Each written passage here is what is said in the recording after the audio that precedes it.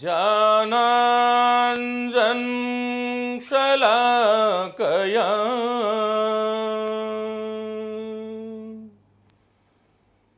चक्षुरुन्मीलितं येन तस्मै श्रीगुरुवे नमः।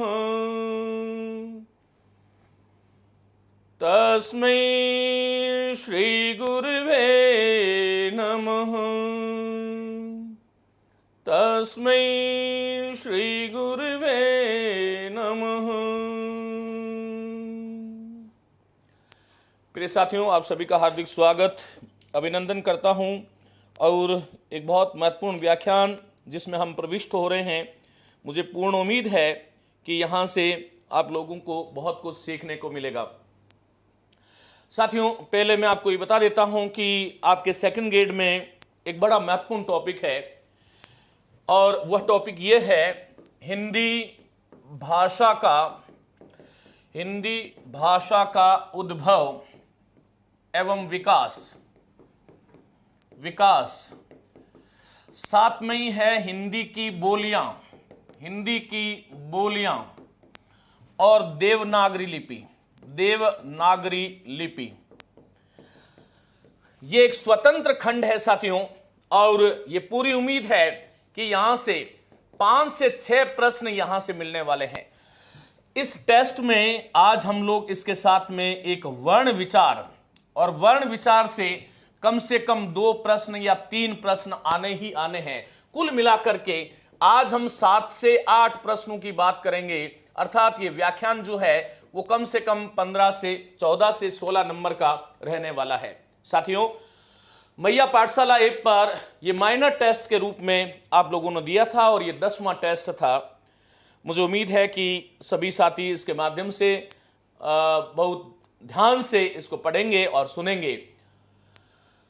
हाँ, परीक्षा से पहले लिंग वचन कारक बिल्कुल जो है ये करवा दूंगा, वापस एक बार से करा दूंगा, बिल्कुल निश्चिंत रहिएगा। तो चलिए साथियों, आप सभी की सहमति से मैं इस अद्भुत व्याख्यान को शुरू करता हूं।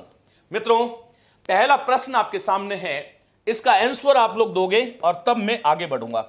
ओके, पहला प्रश्न यह है कि निम्न में से किस प्राकृत भाषा को जैन आचार्यों ने आर्षी की संज्ञा दी तथा उसे आदि भाषा माना? किसने माना? जैन आचार्यों ने। अब ये जैन आचार्य कौन थे? भगवान महावीर से लेकर के जितने भी जो जैन आचार्य थे उन्होंने इसको आर्षी भाषा कहा। लेकिन यह ध्यान रखना है कि यह किससे उत्पन्न हुई है? प्राकृत मानी प्रकृतेर भव इति प्राकृतम। जो प्रकृति से उत्पन्न हुई है उसको हम प्राकृत भाषा कहते हैं। और इसमें से कौन सी प्राकृत भाषा है जिसको जैन आचार्यों ने, आप लोग आंसर देंगे, मागधी, शोरसेनी, पेशाची अथवा अर्धमागधी? आंसर देंगे, उत्तर इसका शुरू करेंगे सभी साथी। प्रश्न नंबर 1 लगाएंगे। इसको जैन आचार्यों ने आर्षी की संज्ञा दी और इसे आदि भाषा माना। ये प्रश्न कई बार विभिन्न लोक सेवा आयोगों में भी पूछे गए हैं और इसलिए इसका आपको आंसर देना है मागधी, शोरसेनी, पैशाची, अर्धमागधी। क्या इसका आंसर होगा? साथियों, मागधी जो है वो मगध देश की भाषा है। मगध देश की भाषा है, इसी का नाम मगध ही है और इसका क्षेत्र जो है वो पटना के आसपास है, ये आपको ध्यान रखना है। शोरसेनी जो है वो शूरसेन, जिसे अलवर वाला प्रदेश जो कहते हैं, उसकी ये भाषा है। पैशाची जो है ये महाभारत कालीन जो पिशाच जाति जो थी, पिशाच जाति के द्वारा जो बोली जाने वाली जो भाषा है उसको हमने पैशाची कहा है। और अर्धमागधी जो है ये कौशल प्रदेश की भाषा थी। किसकी? कौशल प्रदेश की भाषा थी। एक व्यक्ति है जिसका नाम है अश्वघोष और अश्वघोष का एक बड़ा ग्रंथ है जो है प्रसिद्ध ग्रंथ है शारीपुत्र प्रकरण, वह जो है अर्धमागधी भाषा में ही है। अब आप साथियों को उत्तर देना है। क्या मेरी आवाज आप लोगों तक सही ढंग से पहुंच पा रही है? एक बार थम्स अप कीजिएगा। क्या मेरी आवाज जो है वह आप सभी तक ढंग से पहुंच रही है? एक बार बताइएगा। शायद मेरे जो कमेंट जो हैं वो रुक गए हैं, 1 मिनट।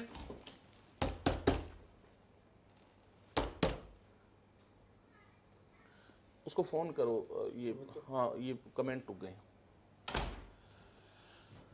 चलिए साथियों, तो यहां पर देखिएगा इसका सही आंसर आप लोग कह रहे हैं, बता रहे हैं, लेकिन मेरे तक आपके कमेंट्स नहीं आ रहे हैं। और अर्धमागधी, चलिएगा सही आंसर ये हो गया। इसके बारे में थोड़ा सा हम जानते हैं स्पष्टीकरण के माध्यम से। ओके, अब ठीक है। जैन आचार्यों ने जो अर्धमागधी भाषा है उसको किसका नाम दिया? आर्षी, और इसे ही आदि भाषा माना। अर्धमागधी कौशल प्रदेश की भाषा थी और जैन ग्रंथों में यह उल्लेख है कि भगवान महावीर के उपदेशों की जो भाषा है वो अर्धमागधी है। गुरुजी ए पर कब रहोगे 3rd ग्रेड के लिए? 2nd ग्रेड के बाद में सुमित भाटी लगातार ए पर आपके साथ में हो। बिल्कुल जो है आप जो है आनंदित रहें। मागधी जो है वो संस्कृत नाटकों में निम्न श्रेणी के पात्रों द्वारा बोली जाने वाली भाषा है। संस्कृत तकनीकी थोड़ी समस्या है, चलिएगा। ये मगध की भाषा रही है और मगध के आसपास की भाषा होने के कारण मगध से ही मागधी बनता है। साथियों, शौरसेनी जो है ये शूरसेन अथवा मथुरा के आसपास की बोली मानी जाती है। शौरसेनी महत्वपूर्ण करेंगे। एक तो आपका शौरसेनी अपभ्रंश है और उसी शौरसेनी अपभ्रंश से हिंदी की उत्पत्ति मानी जाती है। पश्चिमी हिंदी है, आपकी अवधी है, इस प्रकार की जो है आगे हम बात करेंगे। संस्कृत नाटकों में गद्य भाषा के रूप में स्त्री और विदूषक पात्रों में यही शौरसेनी बोली जाती थी। पैशाची जो भाषा है वो महाभारत में पिशाच जाति द्वारा बोली जाने वाली जो भाषा है उसको हमने पैशाची भाषा कहा है। करौली की भूमि तक आपकी आवाज गूंज रही है। चलिएगा कोमल, इसका क्षेत्र कश्मीर माना गया है। ग्रियर्सन इसका प्राचीनतम स्थान पश्चिमोत्तर पंजाब और बलोचिस्तान मानते हैं। और बाणभट्ट, ये पूछा गया प्रश्न है, महत्वपूर्ण करोगे कि बाणभट्ट ने कौन सी भाषा को भूत भाषा कहा है? मेरे साथ सभी साथी बोलेंगे, बाणभट्ट ने कौन सी भाषा को भूत भाषा? बाणभट्ट जो है वो संस्कृत के गद्यकार है, संस्कृत के ये गद्यकार है। और बाणभट्ट ने एक कृति लिखी है हर्षचरित, और एक जो है हर्षचरित है और कादंबरी है। ये इनकी 2 महत्वपूर्ण कृतियां मानी जाती है, ये ध्यान रखिएगा। चलिएगा, प्रश्न संख्या 2 आपके सामने ये रहा। साथियों, जब भाषाओं का वर्गीकरण हुआ, सिर्फ भाषा अर्जित है, जन्मजात कैसे है? प्लीज बताओ। भाषा अर्जित संपत्ति है, जन्मजात नहीं है। जब बच्चा जन्म लेता है तब, प्रिय साथी सुमित भाटी, जब बच्चा जन्म लेता है वह कोई भी भाषा सीख सकता है। वो अर्जन किसका करता है? वही भाषा उसके जीवन की भाषा बनती है। इसलिए भाषा अर्जित संपत्ति है, न कि जन्मजात। हॉर्नले, ग्रियर्सन एवं सुनीत कुमार चटर्जी के वर्गीकरण के आधार पर अपभ्रंश से निम्न भाषाओं की उत्पत्ति के संदर्भ में विकल्पों का सही सुमेलन आपको करना है। बताइएगा, सही सुमेलन करना है। साथियों, शौरसेनी जो है उससे गुजराती भाषा उत्पन्न होती है। कौन सी भाषा बोलो? गुजराती, ये आपको ध्यान रखना है। इसी के साथ पश्चिमी हिंदी है, पश्चिमी हिंदी। पश्चिमी हिंदी जो है वो भी शौरसेनी से ही उत्पन्न मानी जाती है। और पहाड़ी, ये आपको ध्यान रखना है, पहाड़ी, पहाड़ी। और जो ब्राचर जो है, ब्राचर का संबंध सिंधी से है। इसका मतलब पहले में हो गया 5, फिर हो गया 2। मागधी जो है उससे आपकी जो है मराठी नहीं, मागधी जो है उससे, मागधी जो है उससे लहंदा, हां, मागधी जो है उससे बंगाली उत्पन्न होती है। ध्यान रखिएगा, बंगाली है, बिहारी है, असमिया है और उड़िया है। असमिया और उड़िया ये जो है मागधी की उपभाषाएं हैं। और महाराष्ट्री से मराठी, इसका मतलब यहां पर 1 आ जाएगा और यहां पर 4 आ जाएगा। तो सही आंसर होगा 5, 2, 1, 4। देखते हैं कहां पर है। 5, 2, 1, 4 सही आंसर जो है इसका हो जाएगा 1 नंबर। चलिएगा, ऑप्शन में 1, 2 सही है, मेरे पुस्तक में नहीं। चलिएगा, अब यहां पर ये इसका देखो साथियों, हॉर्नल, ग्रियर्सन और सुनीत कुमार चटर्जी के वर्गीकरण के आधार पर अपभ्रंश से निम्न आधुनिक आर्य भाषाओं और उपभाषाओं की उत्पत्ति मानी गई है। ध्यान रखना, अपभ्रंश कौन सी? शोरसेनी। आधुनिक भाषाएं, देखो शोरसेनी से कौन कौन सी उत्पन्न होती है, मेरे साथ बोलोगे, गुजराती भाषा। फिर शोरसेनी से दूसरी भाषा कौन सी होती है? पश्चिमी हिंदी। फिर शोरसेनी से क्या है? राजस्थानी उपभाषा। और फिर राजस्थानी उपभाषा के फिर 4 उपभाषाएं इसके अंदर आ जाएगी, पश्चिमी, पूर्वी, उत्तरी और दक्षिणी। फिर पहाड़ी उपभाषा, ये आपको ध्यान रखना है, पहाड़ी के भी जो है वो 3 रूप माने जाते हैं। फिर ब्राचर जो है उससे सिंधी भाषा की उत्पत्ति हुई, और मागधी से बंगाली भाषा, और असमिया मैं आपको बता चुका हूं, देखो यहां पर मैंने लिखा है बंगाली, बिहारी, असमिया और उड़िया। तो यहां पर ये जो मागधी जो है इससे बंगाली, असमी, उड़िया और बिहारी, महाराष्ट्री से मराठी भाषा, और अर्ध मागधी जो है वो पूर्वी हिंदी, और पूर्वी हिंदी के आगे फिर जो है 3 भाषाओं का, उपभाषाओं का जन्म होता है। तो इसको आप महत्वपूर्ण करेंगे, ये आपको ध्यान रखना है कि कौन सी अपभ्रंश से कौन सी भाषा का जन्म होता है। चलिएगा सर, दुख में बीच में विसर्ग क्यों लगता है? बेटा पहले आज इसकी बात कर लेते हैं। वो मूल शब्द जो है वो दुर है, दुर और ख, र का विसर्ग बन जाता है, इसलिए दुर मानी कठिन समय में हम ख को अर्थात आकाश को ताकते हैं, इसलिए दुर्ख, दुर्ख, ये पहले शब्द दुर्ख था, लेकिन धीरे धीरे र का विसर्ग हो गया और ये शब्द जो है दुख बन गया। चलिएगा आधुनिक आर्य भाषाओं के वैशिष्ट्य के संदर्भ में सत्य कथन है, बहुत महत्वपूर्ण प्रश्न है प्रिय साथियों। जो आधुनिक आर्य भाषाएं हैं, आधुनिक आर्य भाषाएं, उन आधुनिक आर्य भाषाओं को आपको यह ध्यान रखना है कि 3 भागों में हम बांटते हैं। एक तो प्राचीन आर्य भाषा, प्राचीन आर्य भाषा पूछा जा सकता है आपसे, ध्यान रखिएगा। एक मध्यकालीन आर्य भाषा, मध्यकालीन, और एक आधुनिक।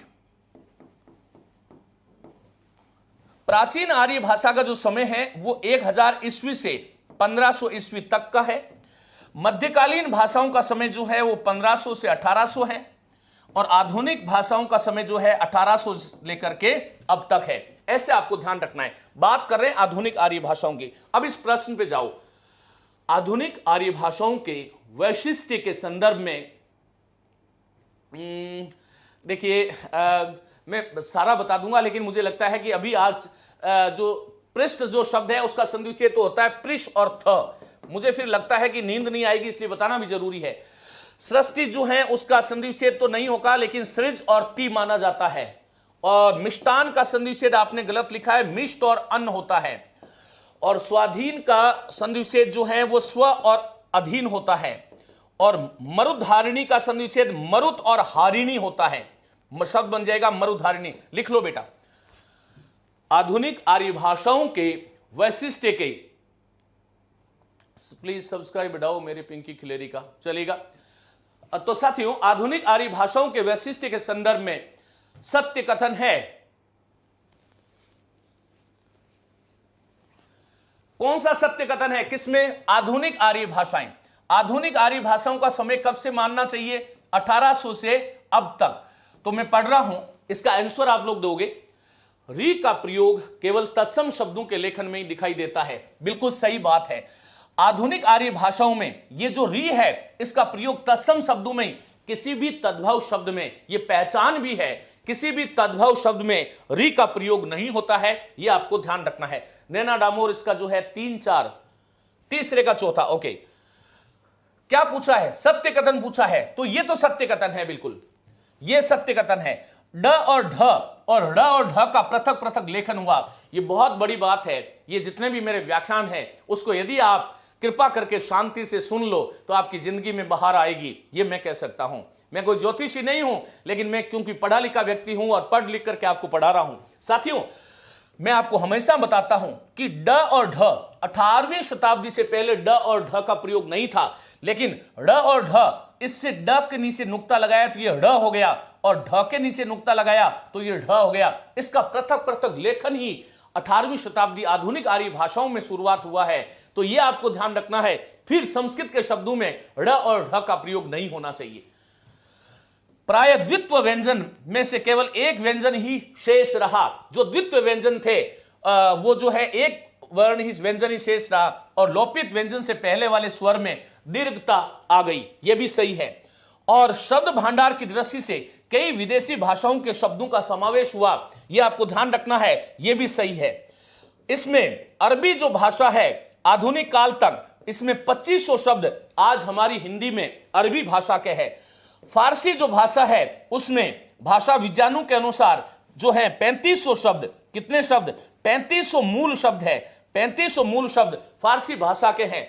पश्तो भाषा जो है उसके जो है 50 शब्द हैं, ये आपको ध्यान रखना है।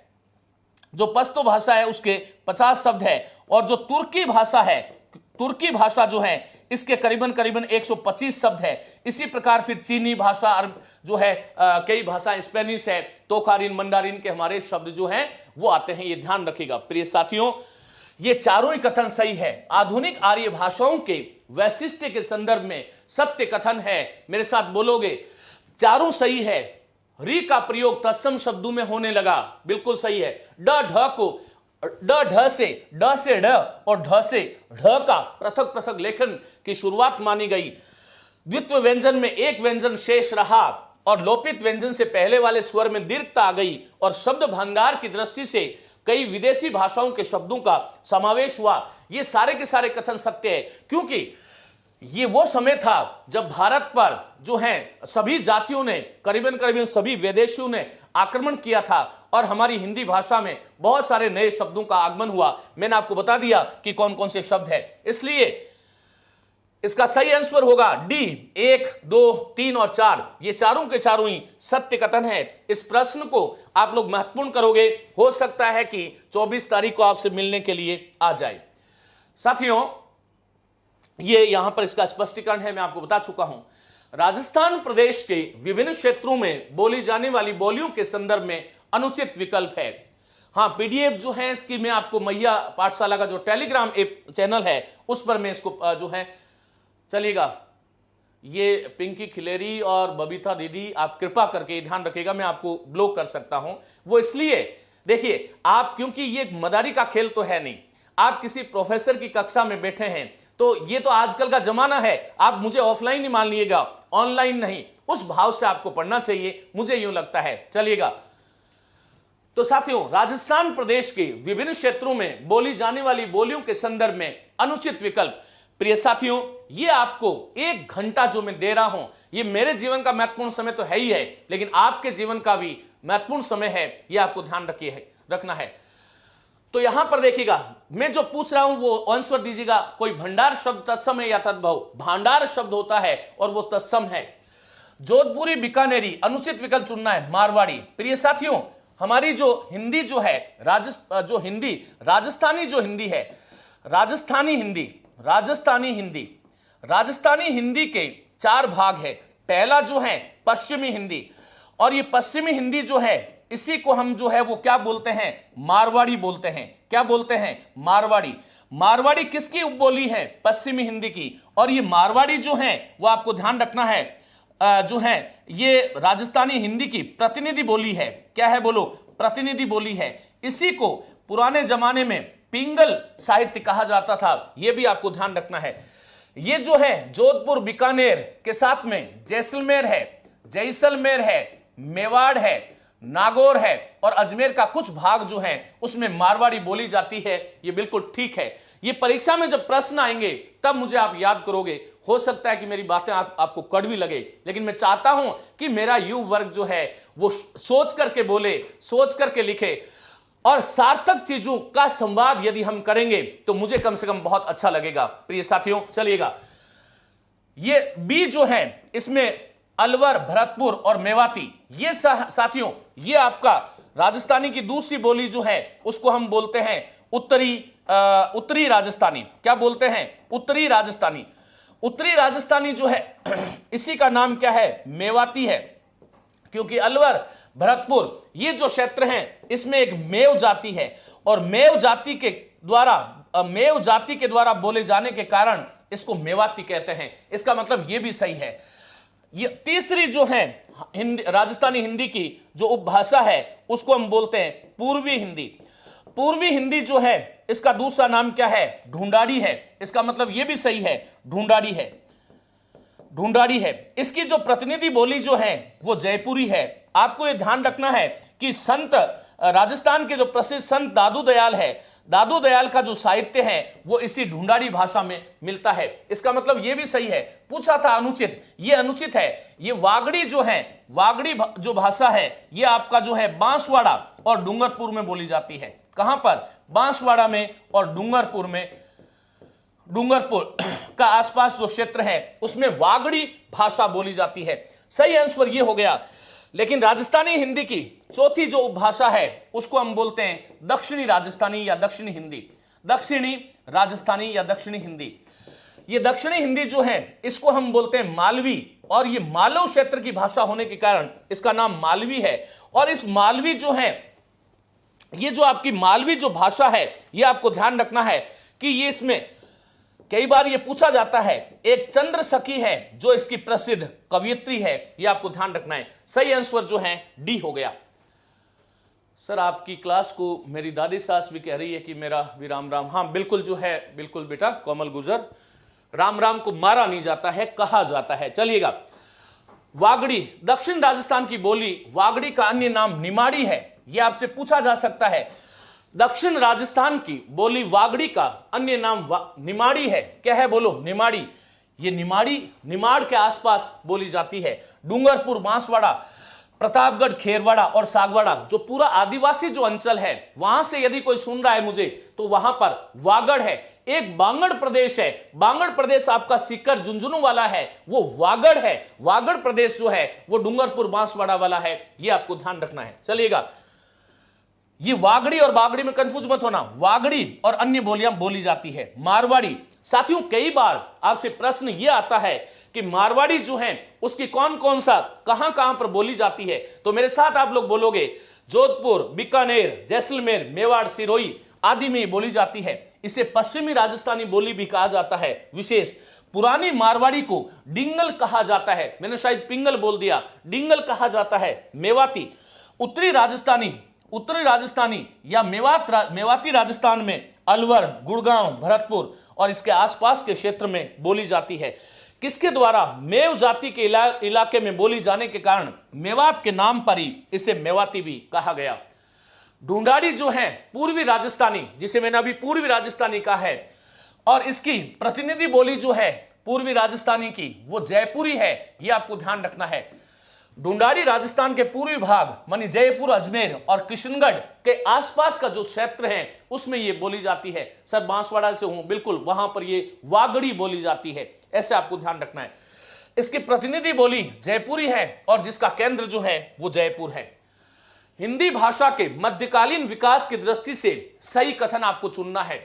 हिंदी भाषा के हमने आधुनिक काल की बात कर ली, अब हम मध्यकाल की बात कर रहे हैं। बहुत महत्वपूर्ण कक्षा है। मैंने आपको आरंभ में कहा कि ये वो क्लास है जहां से आपको 15 से 20 नंबर पक्के आप कर सकते हैं।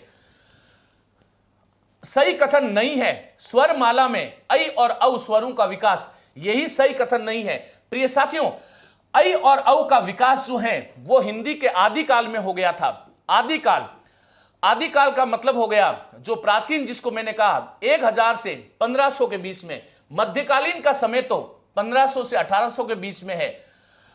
ऐ और औ जो है उन स्वरों का विकास ये हुआ। आदिकालीन भाषा में जो मूल स्वर जो थे वो इससे पहले कितने थे?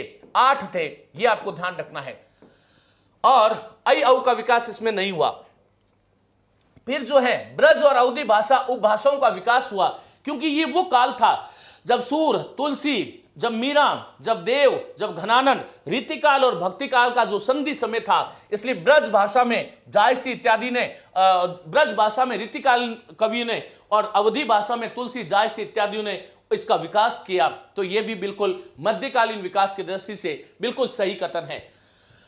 खड़ी बोली गद्य के विकास का पहला चरण, यह आपको ध्यान रखना है, 1800 ईस्वी के आसपास ये शुरू हो गया था। बहुत से अरबी फारसी शब्दों का प्रयोग, इन शब्दों की हिंदी प्रकृति के साथ अनुकूलता हो गई, तो सही आंसर जो है वो 1 हो गया। सही विकल्प अ है। हिंदी में 2 नए संयुक्त स्वर ऐ एवं औ का विकास आदिकाल 1000 से 1500 ईस्वी के बीच में हुआ था।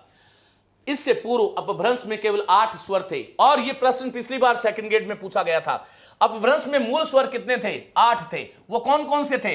कौन से नहीं थे और कौन से थे, ये आपको ध्यान रखना है साथियों। अ, आ, ई, उ, री नहीं था, उ, ए और ओ, ये सभी क्या थे, मूल स्वर थे। आज की हमारी जो हिंदी है उसमें मूल स्वर जो है हम जानते हैं कि 4 ही है, तो ऐसे आपको ध्यान रखना है। चलिएगा, प्रयोजन मूलक हिंदी। प्रयोजन मूलक हिंदी क्या है? जो सरकारी कार्यालयों में प्रकार जो है सरकारी कार्यालयों में प्रयुक्त की जाती है, कार्यालयों में, और जिसे हम औपचारिक भाषा कहते हैं। क्या बोलते हैं? औपचारिक भाषा कहते हैं।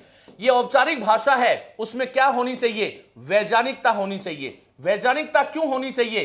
क्योंकि इसमें मानकता होती है, और मानकता होती है इसलिए इसमें क्या होगी? स्पष्टता होगी, और स्पष्टता होगी तो साथ में भाषिक विशिष्टता भी होगी, और जब भाषिक विशिष्टता होगी तो जो अनुप्रयुक्त शब्द जो है उनको भी हम बार करेंगे, इसलिए अनुप्रयुक्तता भी होगी। ये आपको ध्यान रखना है। सही आंसर जो है अलंकारिकता।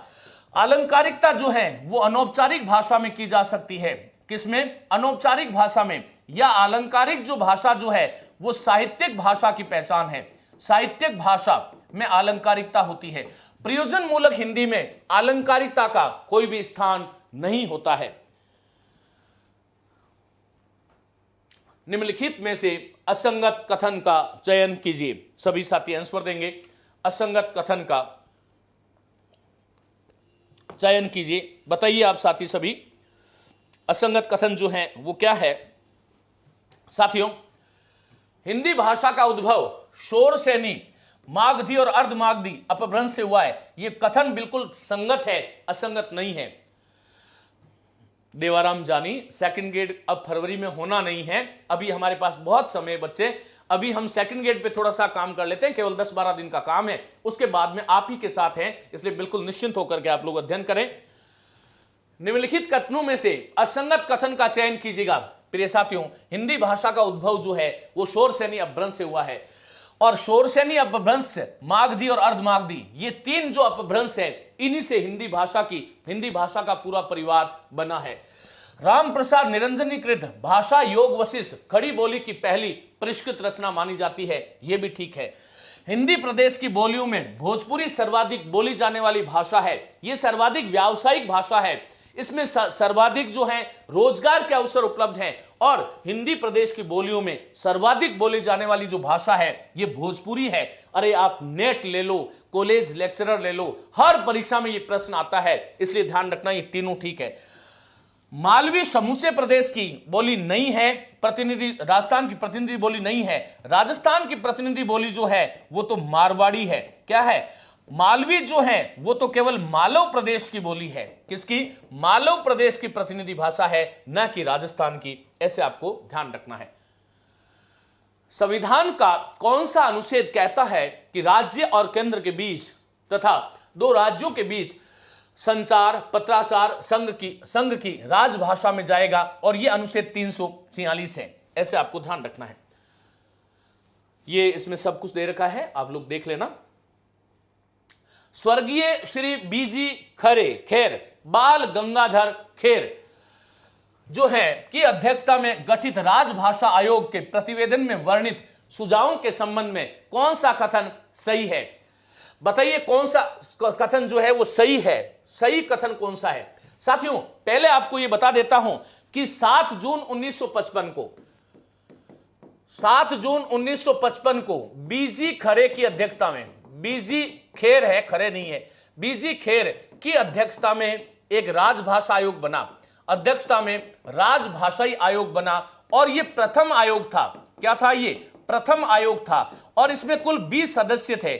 उसने बहुत लंबी चौड़ी एक रिपोर्ट, एक प्रतिवेदन प्रस्तुत किया था। उसकी कौन सा इसमें जो है वो सही है, आपको ये बताना है। माध्यमिक शिक्षा स्तर पर हिंदी शिक्षण अनिवार्य किया जाए। बीजी खेर की अध्यक्षता में ये जो है ये निर्णय हुआ कि जो है माध्यमिक शिक्षा स्तर पर हिंदी शिक्षण अनिवार्य किया जाए। संघ भाषा हिंदी और क्षेत्रीय भाषाओं के विकास के लिए राष्ट्रीय अकादमी की स्थापना का सुझाव सबसे पहले बीजी खेर साहब ने दिया था। रोमन लिपि को स्वीकार किया जाए, ये जो है सही नहीं था। रोमन लिपि को स्वीकार किया जाए सही नहीं था, ये भी सही था। अखिल भारतीय सेवाओं में हिंदी का अनिवार्य प्रश्न पत्र रखा जाए, बहुत महत्वपूर्ण निर्णय था। जिसके कारण आज हम हिंदी को हिंदी जान रहे हैं। तो यह भी सही है। तो इसका सही है 1, 2 और 4। देखते हैं 1, 2 और 4। इसका सही आंसर जो है वो क्या होगा? बी होगा। ऐसे आपको ध्यान रखना है। साथियों, कुछ इसके बारे में जानते हैं। हर परीक्षा में प्रश्न यहां से आता है। आइएगा, स्वर्गीय श्री बीजी खेर की अध्यक्षता में गठित राजभाषा आयोग के प्रतिवेदन में वर्णित सुझावों में रोमन लिपि को अस्वीकार किया गया। रोमन लिपि को अस्वीकार किया गया। भारतीय लिपियों में देवनागरी को सर्वथा उपयुक्त लिपि माना गया। बीजी खेर की अध्यक्षता में 7 जून 1955 आपको याद रखना है। उस समय राष्ट्रपति जो है डॉक्टर राजेंद्र प्रसाद द्वारा 7 जून 1955 में राजभाषा आयोग का गठन किया गया। अध्यक्ष इसमें बंबई राज्य के भूतपूर्व, जिसे आज हम महाराष्ट्र कहते हैं, स्वर्गीय श्री बाल गंगाधर खेर अर्थात बीजी खेर, ये जो है 2 बार मुंबई के मुख्यमंत्री रह चुके हैं। 20 अन्य प्रतिनिधि विभिन्न राज्यों से थे। पहली बैठक इसकी कब आयोजित हुई थी? 15 जुलाई 1955 को इसकी पहली बैठक आयोजित की गई और आयोग द्वारा प्रतिवेदन 31 जुलाई 1956 को राष्ट्रपति को प्रस्तुत किया गया। ये सारी चीजें आपके लिए किसी संजीवनी से कम नहीं है, इसलिए मैं आपको बार बार कह रहा हूं, बहुत ध्यान से इस व्याख्यान को आप लोगों को सुनना है। चलिए, व्याकरण शब्द भंडारण के क्षेत्र में आधुनिक कालीन हिंदी भाषा की विशेषताओं के संदर्भ में सही तथ्य का चयन कीजिएगा। व्याकरण एवं शब्द भंडारण के क्षेत्र में जो आधुनिक कालीन जो हिंदी भाषा है उसकी विशेषताओं के संदर्भ में सही तथ्य को आपको चुनना है। चलिएगा, व्याकरणिक अस्तित्व की दृष्टि से ब्रज, अवधी, मैथिली, भोजपुरी आदि बोलियां भाषा का रूप ले चुकी थी। बहुत महत्वपूर्ण बात है, ये बिल्कुल ठीक है। व्याकरणिक अस्तित्व की दृष्टि से ब्रज भाषा, अवधी भाषा, आधुनिक कालीन भाषाओं की बात कर रहे हैं तो इसमें अवधी, ब्रज, मैथिली, भोजपुरी आदि बोलियां भाषा का रूप ले चुकी थी। हिंदी के विराम चिन्हों, मुहावरों एवं लोकोक्तियों पर अंग्रेजी भाषा का स्पष्ट प्रभाव है। इसको आप महत्वपूर्ण करेंगे। व्याकरण की दृष्टि से भी यह पूछा जाता है। हिंदी का मौलिक जो चिन्ह है, हिंदी का मौलिक जो विराम चिन्ह है, हिंदी का मौलिक विराम चिन्ह जो है वो एक है और उसे हम बोलते हैं पूर्ण विराम। हिंदी रुकना नहीं जानती थी। हिंदी जो है लगातार चलने वाली बात थी, लेकिन बाकी जितने भी विराम चिन्ह है, चाहे वो अल्प विराम है, चाहे वो अर्ध विराम है, वो सारे के सारे अल्प विराम है, चाहे वो अर्ध विराम है, चाहे वो विस्मयादि बोधक चिन्ह है और चाहे प्रश्नवाचक है, ये सारे के सारे कहां से उधार लिए थे? अंग्रेजी भाषा से।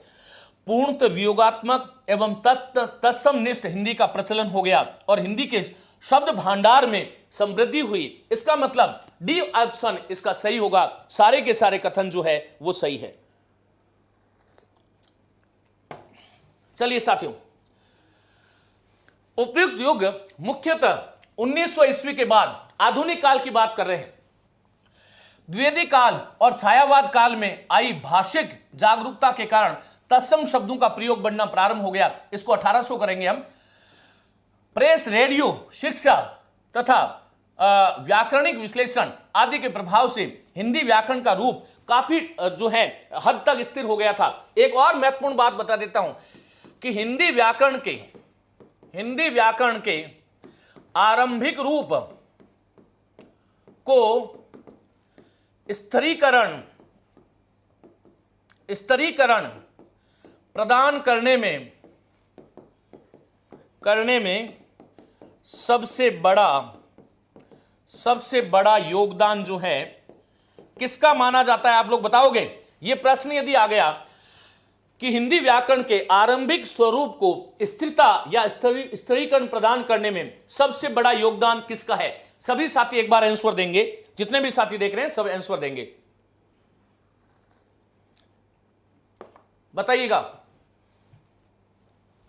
किसका योगदान रहा है? जब तक मैं आगे बढ़ता हूं, कुछ अपवादों को छोड़कर इस युग में, कौन से युग में? आधुनिक युग में हिंदी व्याकरण का मानक रूप सुनिश्चित हो चुका था। व्याकरण के लिखा हुआ है आचार्य महावीर प्रसाद द्विवेदी का मुख्य योगदान रहा है। चलिएगा, यह प्रश्न बहुत महत्वपूर्ण है, महत्वपूर्ण करोगे।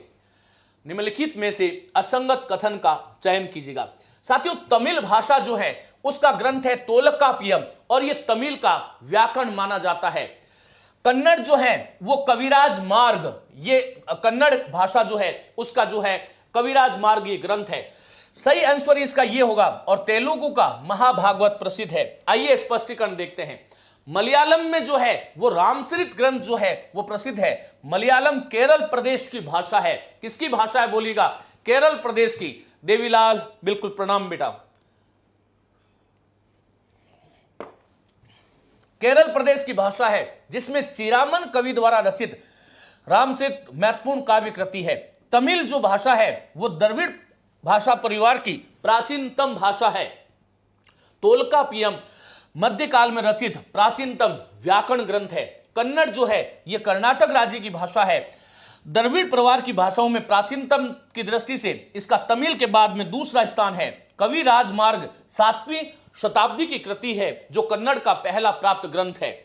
तेलुगु जो भाषा है वो द्रविड़ परिवार की मुख्य भाषा है और प्रयोक्ताओं की दृष्टि से इसका हिंदी के बाद दूसरा स्थान है और यह आंध्र प्रदेश में बोली जाती है। तेलुगु में रचित महाभारत के बाद पोतनाकृत महाभागवत का विशेष महत्व है। निम्नलिखित में से सही तथ्य का चयन कीजिएगा। जो साथी मैया पाठशाला पर जो टेस्ट दे रहे हैं उनको ये सारी की सारी पीडीएफ जो है मैं उस रूप में उपलब्ध करा रहा हूं, उसका आप लोग प्रिंट भी ले सकते हैं। उससे जो है हाँ ऑनलाइन प्रणाम बिल्कुल बेटा है जो है स्वीकार करता हूं। बिल्कुल ध्यान मग्न होकर के पढ़ें। मयंक छिपा, मैं सभी का नाम लेता हूं, आप सब मुझ में हैं और मैं आप सब में हूं। बिल्कुल जो है इसमें बिल्कुल आपको नाराज नहीं होना है। सभी का नाम जो है लेना संभव नहीं, लेकिन आप सब जो है मुझ में हैं, ध्यान रखिएगा। बहुत महत्वपूर्ण प्रश्न है, इसका आंसर आप लोग दोगे। बहुत ही महत्वपूर्ण प्रश्न है। प्रिय साथियों, खड़ी बोली जो है वो आकार बहुला भाषा है क्या? ब्रज भाषा क्या ओकार बहुला है क्या? अवधी आकार बहुला है क्या? और भोजपुरी व्यंजनांत भाषा है क्या? बहुत ही महत्वपूर्ण प्रश्न आपके सामने है। मैं उम्मीद करूंगा कि सभी साथी इसका बहुत ढंग से जो है उत्तर देंगे। बताइएगा क्या आंसर होगा? टेलीग्राम पर डाल दें सिर्फ पीडीएफ। हाँ बिल्कुल जो है डाल दूंगा, पहले अभी सुन लीजिएगा। D answer. साथियों बहुत महत्वपूर्ण बात है। खड़ी बोली जो है ये ध्यान रखिएगा, ये इसको हम कौरवी भी कहते हैं और ये आकार बहुला भाषा है। आकार बहुला का मतलब है, खड़ी का मतलब ये है कि जैसे गया गया आ खड़ी आ गई, खड़ी बोल खड़ी वो खड़ी पाई जिसको बोलते हैं, गया है, आया है, बैठा है। इसीलिए इसी आधार पर इसका नाम जो है वो खड़ी बोली किया गया। ब्रज भाषा जो है, ब्रज भाषा जो है वो ओकार बहुला भाषा है। क्या है बोलो? ओकार बहुला भाषा है। अर्थात यहां पर गया जो है इसके स्थान पर गयो, आया के स्थान पर आयो, खाया के स्थान पर खायो, ऐसा हो जाता है। अवधि जो है वो जो है अकार बहुला यानी अकारांत भाषा है। जो घोड़ा जो शब्द है उसके स्थान पर घोड़ हो जाता है, यह आपको ध्यान रखना है। आ का अ हो जाता है। भोजपुरी जो है व्यंजनात्मक भाषा है क्योंकि यह सबसे मधुर भाषा मानी जाती है, सबसे मधुर भाषा मानी जाती है और पंचम वर्णों की आवृत्ति इस भाषा में सर्वाधिक होती है। पंचम वर्णों की आवृत्ति होती है सबसे ज्यादा, यह आपको ध्यान रखना है। और बिहार की भाषा है। भोजपुर एक गांव है, उसके आधार पर इसका नामकरण किया गया। चांडाली तथा शावरी किस भाषा की विकृतियां हैं? बहुत महत्वपूर्ण प्रश्न। ब्रज ओकार बहुला है, खड़ी पाई वाली बोली। हां बिल्कुल साथियों, चांडाली और शावरी किस भाषा की विकृतियां हैं? मागधी, कैकई, शोरसेनी, पैशाची किसकी है? चांडाली और शावरी।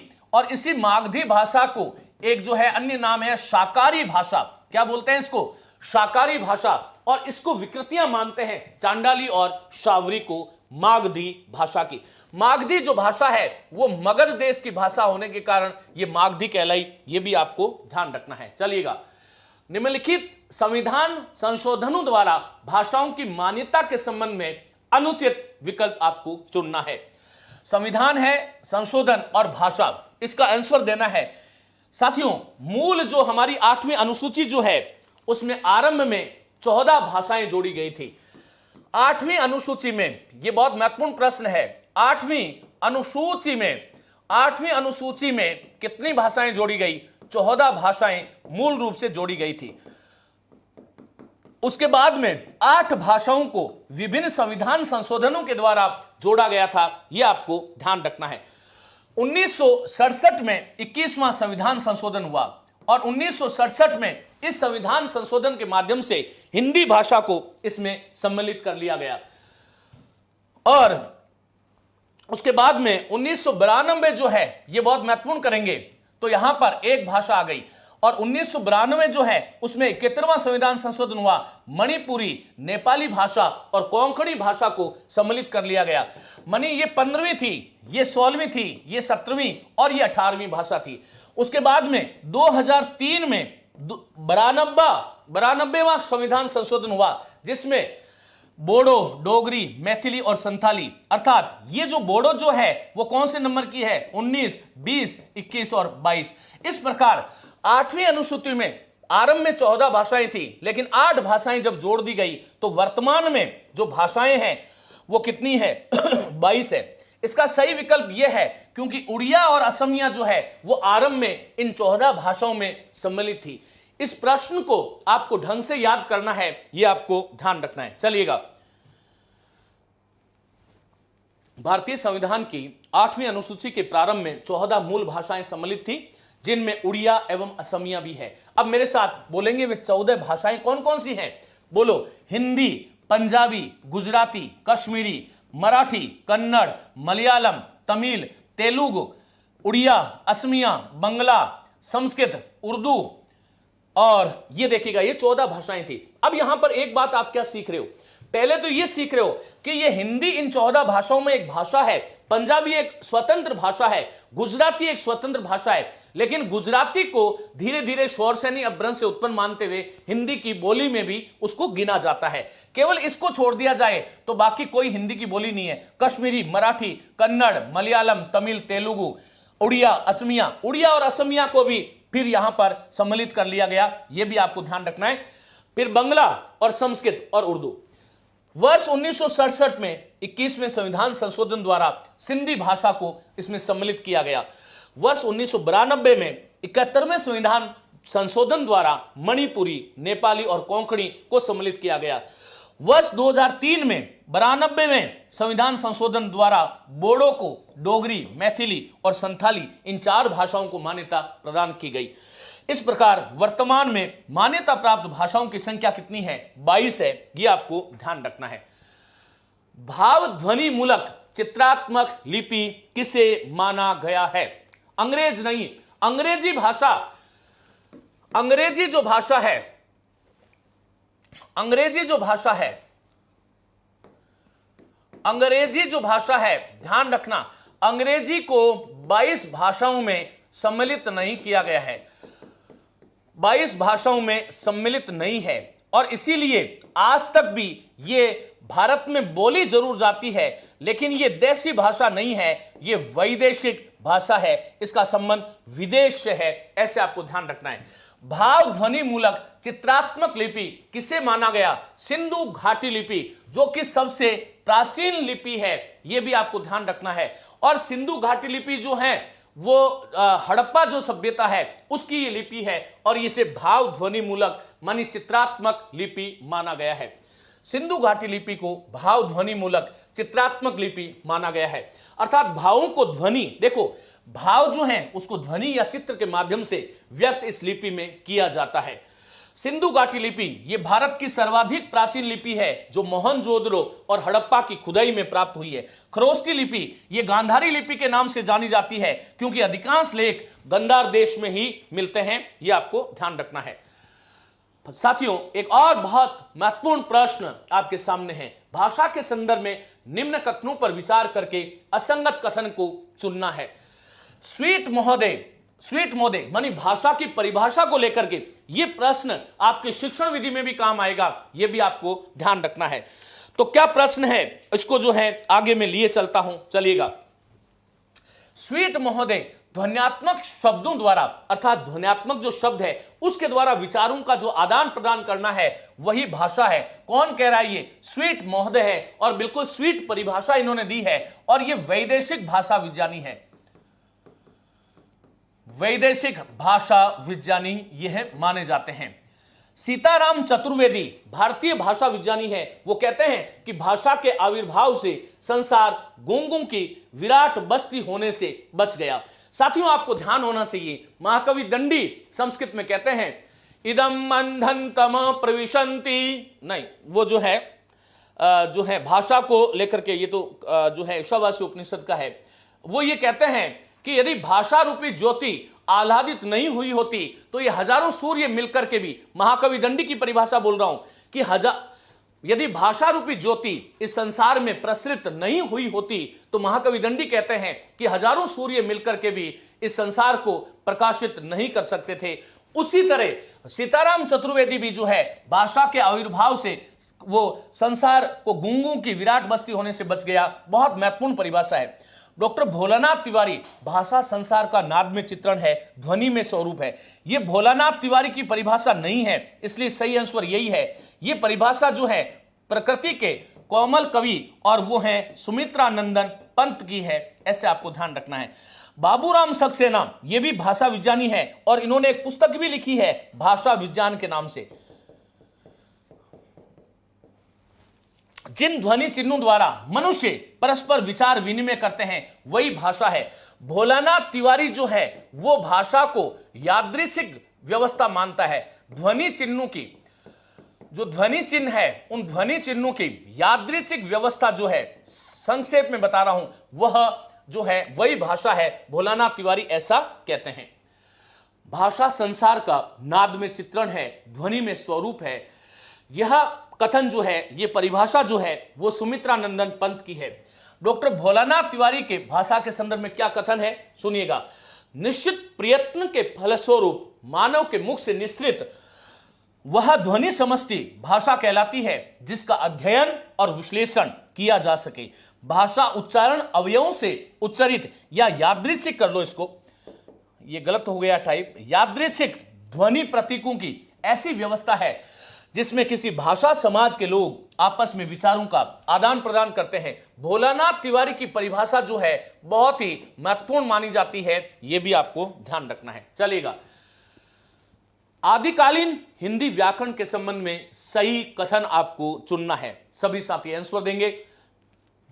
साथियों, आदिकालीन हिंदी व्याकरण के संबंध में सही कथन है वियोगात्मक रूपों का प्राधान्य, अपभ्रंश के स्थान पर तत्सम शब्दावली का प्रयोग, पुल्लिंग स्त्रीलिंग लिंग द्वय की अवधारणा, उपयुक्त सभी। ये बिल्कुल आदिकालीन जो हिंदी है उसमें उसकी ये सारी विशेषता है।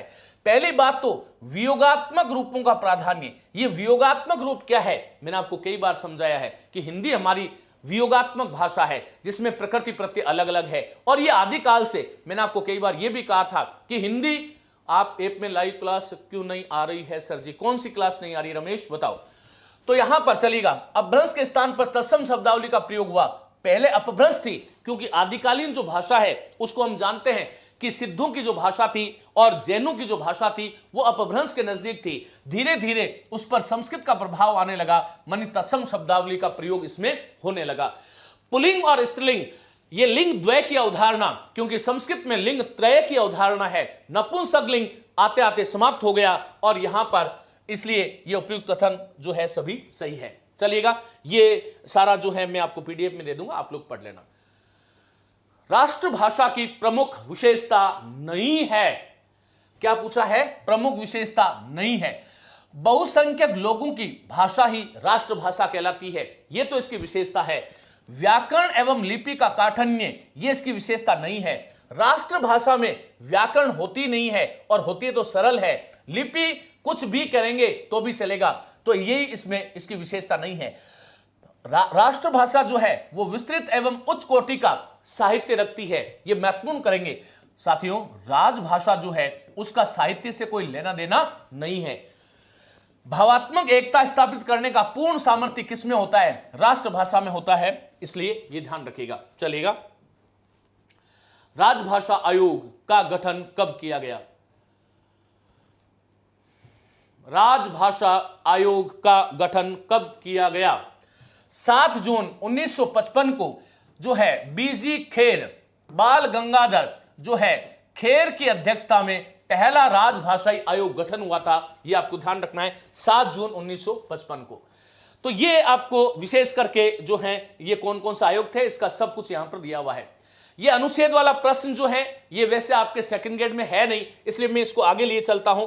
वैसे इसका सही आंसर अनुच्छेद 348 जो है वो उच्चतम न्यायालय और उच्च न्यायालय की समस्त कार्रवाइयां अंग्रेजी भाषा में होगी, ये कहता है।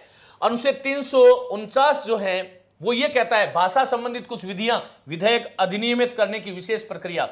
अनुच्छेद 350 जो है वो प्राथमिक स्तर पर मातृभाषा में शिक्षा, और 351 हिंदी पर सामासिक संस्कृति का वहन करने का दायित्व, ये इसका आंसर होगा, चलेगा। देवनागरी लिपि में लिखित हिंदी को ही राजभाषा के रूप में मान्यता दिलाने के पक्ष में कौन से महानुभाव थे? इसका आंसर जो है यहीं पर दिख गया है आपको, इसलिए सीधा बता देता हूं, श्री SV कृष्णमूर्ति राव। हिंदी भाषा के आधुनिक काल में व्याकरण के स्त्रीकरण में मुख्य भूमिका निभाने वाले व्यक्ति कौन है? और यह बहुत महत्वपूर्ण प्रश्न है साथियों, आचार्य महावीर प्रसाद द्विवेदी थे। चलेगा। भारतेंदु हरिश्चंद्र जो है वो हिंदी भाषा के जनक एवं अग्रदूत माने जाते हैं। राजा शिव प्रसाद सितारे हिंद को हिंदी का सच्चा सपूत कहा जाता है। देवनागरी लिपि की विशेषताओं के संबंध में सही कथन नहीं है, सही कथन नहीं है को आपको चुनना है। कौन सा सही कथन नहीं है? लाइव वाली क्लास सर जी आप संधि पढ़ा रहे थे ना, चलिएगा। इसका सही आंसर दीजिएगा, प्रश्न संख्या लिखें और सभी साथी सही आंसर दीजिएगा। देवनागरी लिपि की विशेषताओं के संबंध में सही कथन नहीं है। सभी ध्वनियों के क्रम में पूर्णतया वैज्ञानिकता। देवनागरी लिपि की सबसे बड़ी विशेषता यह है कि ध्वनियों के क्रम में पूर्णतया वैज्ञानिकता है, जो बोला जाता है वही लिखा जाता है। और उच्चारण एवं प्रयोग में समानता, यह भी इसकी विशेषता है। विशेषता कौन सी नहीं है? यह पूर्णतः वर्णात्मक लिपि नहीं है, यह वर्णात्मक और ध्वन्यात्मक लिपि है। और वर्णात्मक लिपि नहीं होना यह इसका एक बहुत बड़ा दोष भी माना जाता है देवनागरी का। एक लिपि चिन्ह से सदैव एक ही ध्वनि की अभिव्यक्ति होती है। हम जानते हैं कि हम हिंदी में जब कट बोलेंगे तो कट ऐसे ही लिखेंगे, लेकिन अंग्रेजी में CUT लिख देंगे। यहां पर पट को हम ऐसे लिखेंगे या, लेकिन यहां पर PUT हो जाता है। शुरुआत तो होती है P से, लेकिन हम वहां पर उसको पिस्कोलॉजी नहीं बोल करके साइकोलॉजी बोलते हैं। लेकिन हिंदी की यह सबसे बड़ी विशेषता है कि एक लिपि चिन्ह जो है उससे सदैव एक ही ध्वनि की अभिव्यक्ति होती है। चलेगा। हमारी देवनागरी इस देश की ही नहीं समस्त संसार की लिपियों में सबसे अधिक वैज्ञानिक है। उक्त कथन का संबंध किससे है? यह आंसर, इसका आंसर सभी साथी एक बार दीजिएगा। किसने यह बात कही है? हमारी देवनागरी इस देश की नहीं समस्त संसार की लिपियों में सबसे अधिक वैज्ञानिक है। बताइएगा इसका जो है उक्त कथन का संबंध किस विद्वान से है? सभी साथी इसका आंसर देंगे। डॉक्टर देवेंद्र कुमार शास्त्री, सेठ गोविंद दास, आचार्य विनोबा भावे या प्रोफेसर मोनियर विलियम्स? बताइए, बिल्कुल सही है। इसका सही आंसर जो है वो सेठ गोविंद दास है। साथियों, अब यहां पर सेठ गोविंद दास का एक कथन है, हिंदी भाषा की वैज्ञानिकता के संदर्भ में कुछ जो है अनुच्छेद नहीं पढ़ने के, हाँ अनुच्छेद पढ़ने की आवश्यकता नहीं है। हिंदी भाषा में राजभाषा और राष्ट्रभाषा वाला जो भाग है वो नहीं है, इसलिए सामान्य जानकारी आपको रखनी है। चलिएगा। हिंदी भाषा की वैज्ञानिकता के संदर्भ में कुछ कथन। डॉक्टर देवेंद्र कुमार शास्त्री बड़े भाषा विज्ञानी है भारत के, आपको ध्यान रखना है। नाम क्या है बोलिएगा? डॉक्टर देवेंद्र कुमार शास्त्री। वो कहते हैं कि विश्व की आधुनिक सभी लिपियों में देवनागरी लिपि का स्थान सर्वश्रेष्ठ है, क्योंकि ये सभी संसार की सभी लिपियों में सबसे अधिक वैज्ञानिक है। आचार्य विनोबा भावे क्या कहते हैं? वो कहते हैं कि मैं किसी सांस्कृतिक घमंड से प्रेरित होकर देवनागरी को संपर्क लिपि नहीं बता रहा हूं, यह भावुकता का नहीं वैज्ञानिकता का विषय है। दूसरी बात यह है कि समस्त भारतीय भाषाओं की संरचना एक सी है और इसके साथ ही देश की बहुसंख्यक लोग इससे परिचित हैं, इसलिए देवनागरी लिपि को ही अपनाना चाहिए। प्रोफेसर मोनियर विलियम्स ने कहा है कि सफल रूप से कहा जा सकता है कि देवनागरी अक्षरों से बढ़कर पूर्ण और उत्तम अक्षर दूसरे नहीं हो सकते।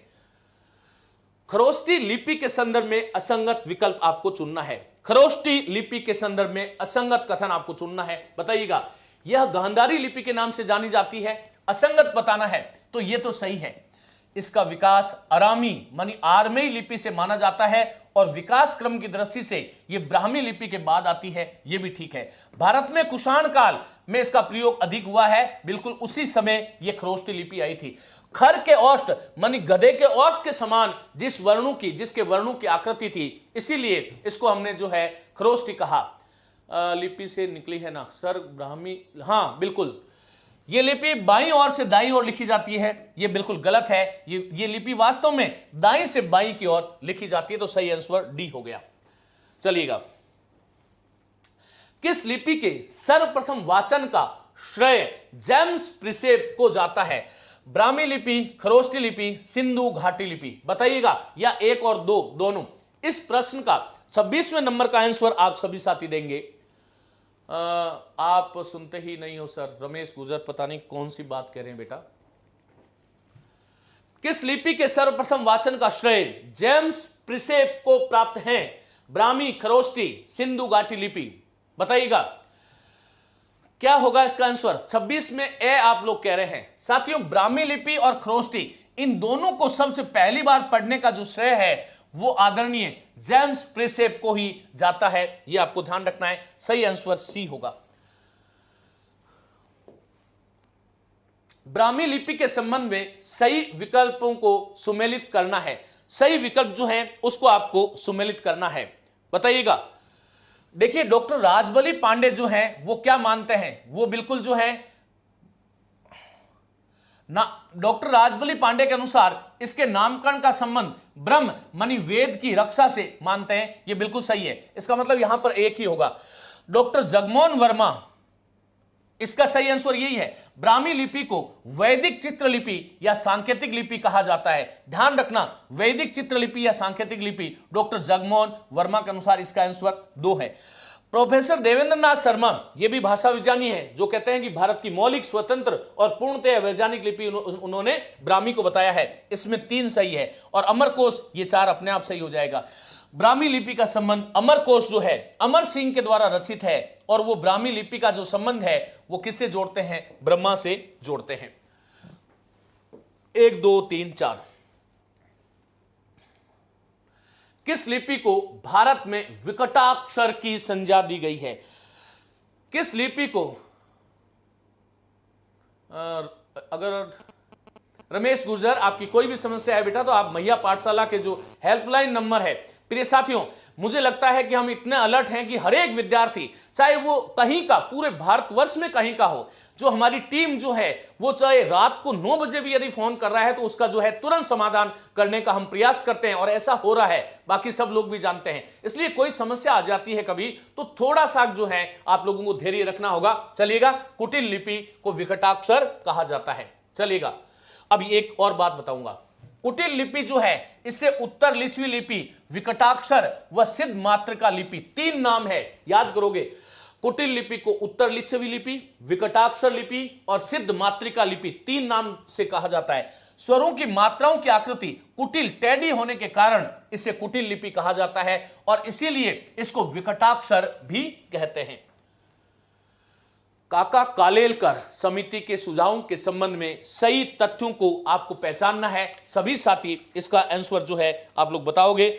काका कालेलकर, साथियों, सन 1935 ईस्वी में गांधी जी की जो है परामर्श में एक समिति बनी थी और यह पहली समिति थी देवनागरी सुधार के लिए, देवनागरी लिपि सुधार के लिए पहली समिति थी। और ये काका कालेलकर समिति के सुझावों के संबंध में सही तथ्यों की आपको पहचान करना है। उन्होंने ये कहा क्या, इसका आंसर बताओगे। लिखने में शिरोरेखा लगाना आवश्यक है। अंकों का स्वरूप 1 2 3 4 5 6 7 8 9 10 ऐसा रखा जाए। आज जिसको हम 1 लिखते हैं ना, वो यहां उसको 1 इस प्रकार से, जो 2 है, जो हमारा 2 है उसको 2 3 4 5 6, ये 7, ये 8, ये 9 और ये 10, इस प्रकार का स्वरूप बिल्कुल इन्होंने रखा था। प्रत्येक वर्ण ध्वनि के उच्चारण क्रम में लिखे जाएं, बिल्कुल रखा गया। वर्तमान जो रव है, देखो जैसे मैंने आपको कहा कि ये खरगोश है, ये खरगोश आज का हिंदी में ये गलत है। क्यों? क्योंकि ये रव दिखाई दे रहा है, तो वास्तव में ख जो है उसको यहां ऐसा ख लिखने का जो सुझाव जो है वो काका कालेलकर समिति ने दिया था, और ये कहां से स्वीकार किया गया था? गुजराती से स्वीकार किया गया।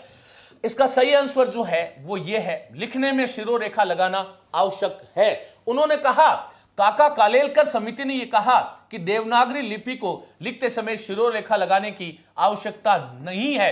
तो इसलिए सही तथ्यों की पहचान कीजिएगा। इसमें 2, 3 और 4 होंगे। 2, 3 और 4 कहां है? 2, 3, 4 ये इसका आंसर होगा। साथियों, काका कालेलकर ने यह कहा था कि शिरोरेखा लगाने की आवश्यकता नहीं है।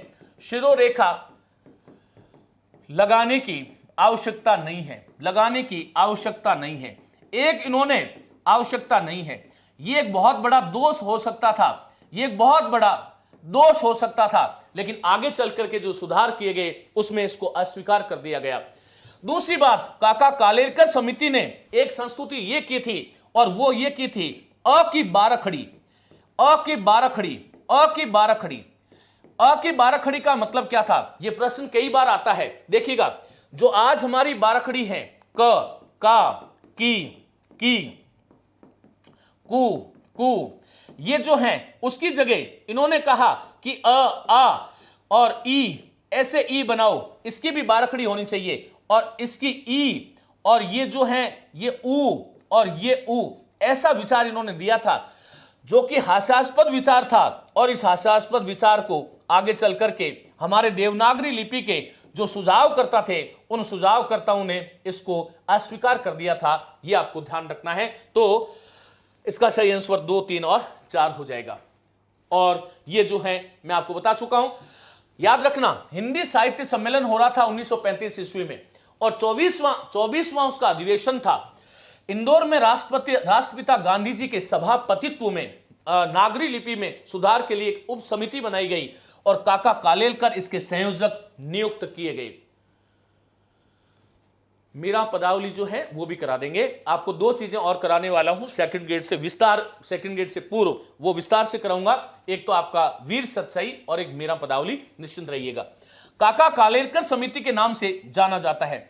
देवनागरी लिपि में सुधार हेतु गठित की गई समितियों में यह संभवतः पहली समिति थी। साथियों, अ की 12 खड़ी के सुझाव को अस्वीकृत करने वाली समिति कौन सी थी? पहले तो आपको यह ध्यान रखना है कि अ की 12 खड़ी का सुझाव किसने दिया था? काका कालेलकर समिति ने दिया था। इसका मतलब यह तो अस्वीकृत नहीं कर सकती।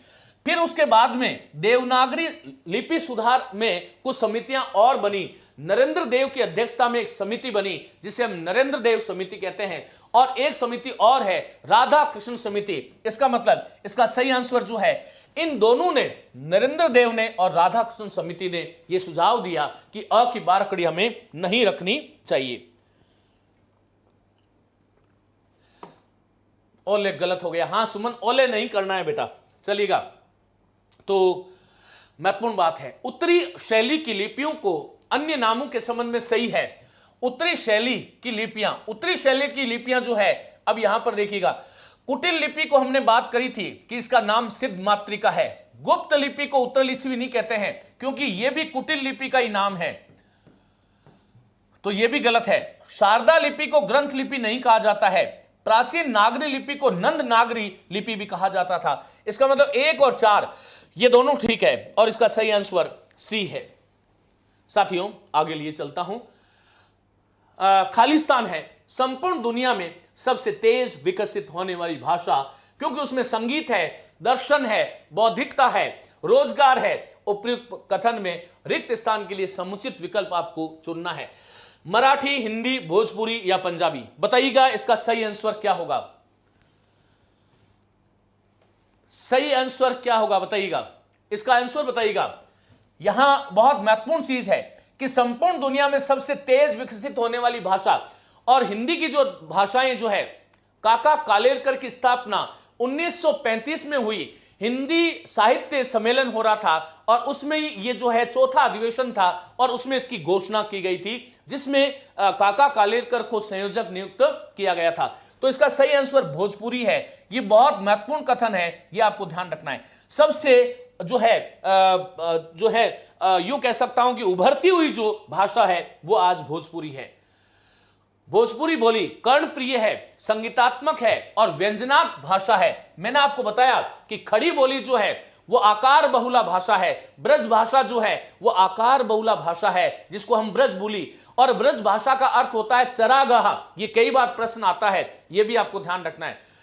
जो अवधी भाषा है वो आकार बहुला भाषा है, लेकिन जो भोजपुरी भाषा है वो व्यंजनात्मक भाषा है, ऐसे आपको ध्यान रखना है। चलेगा, हिंदी प्रदेश की बोलियों में यह सर्वाधिक बोली जाने वाली बोली मानी जाती है।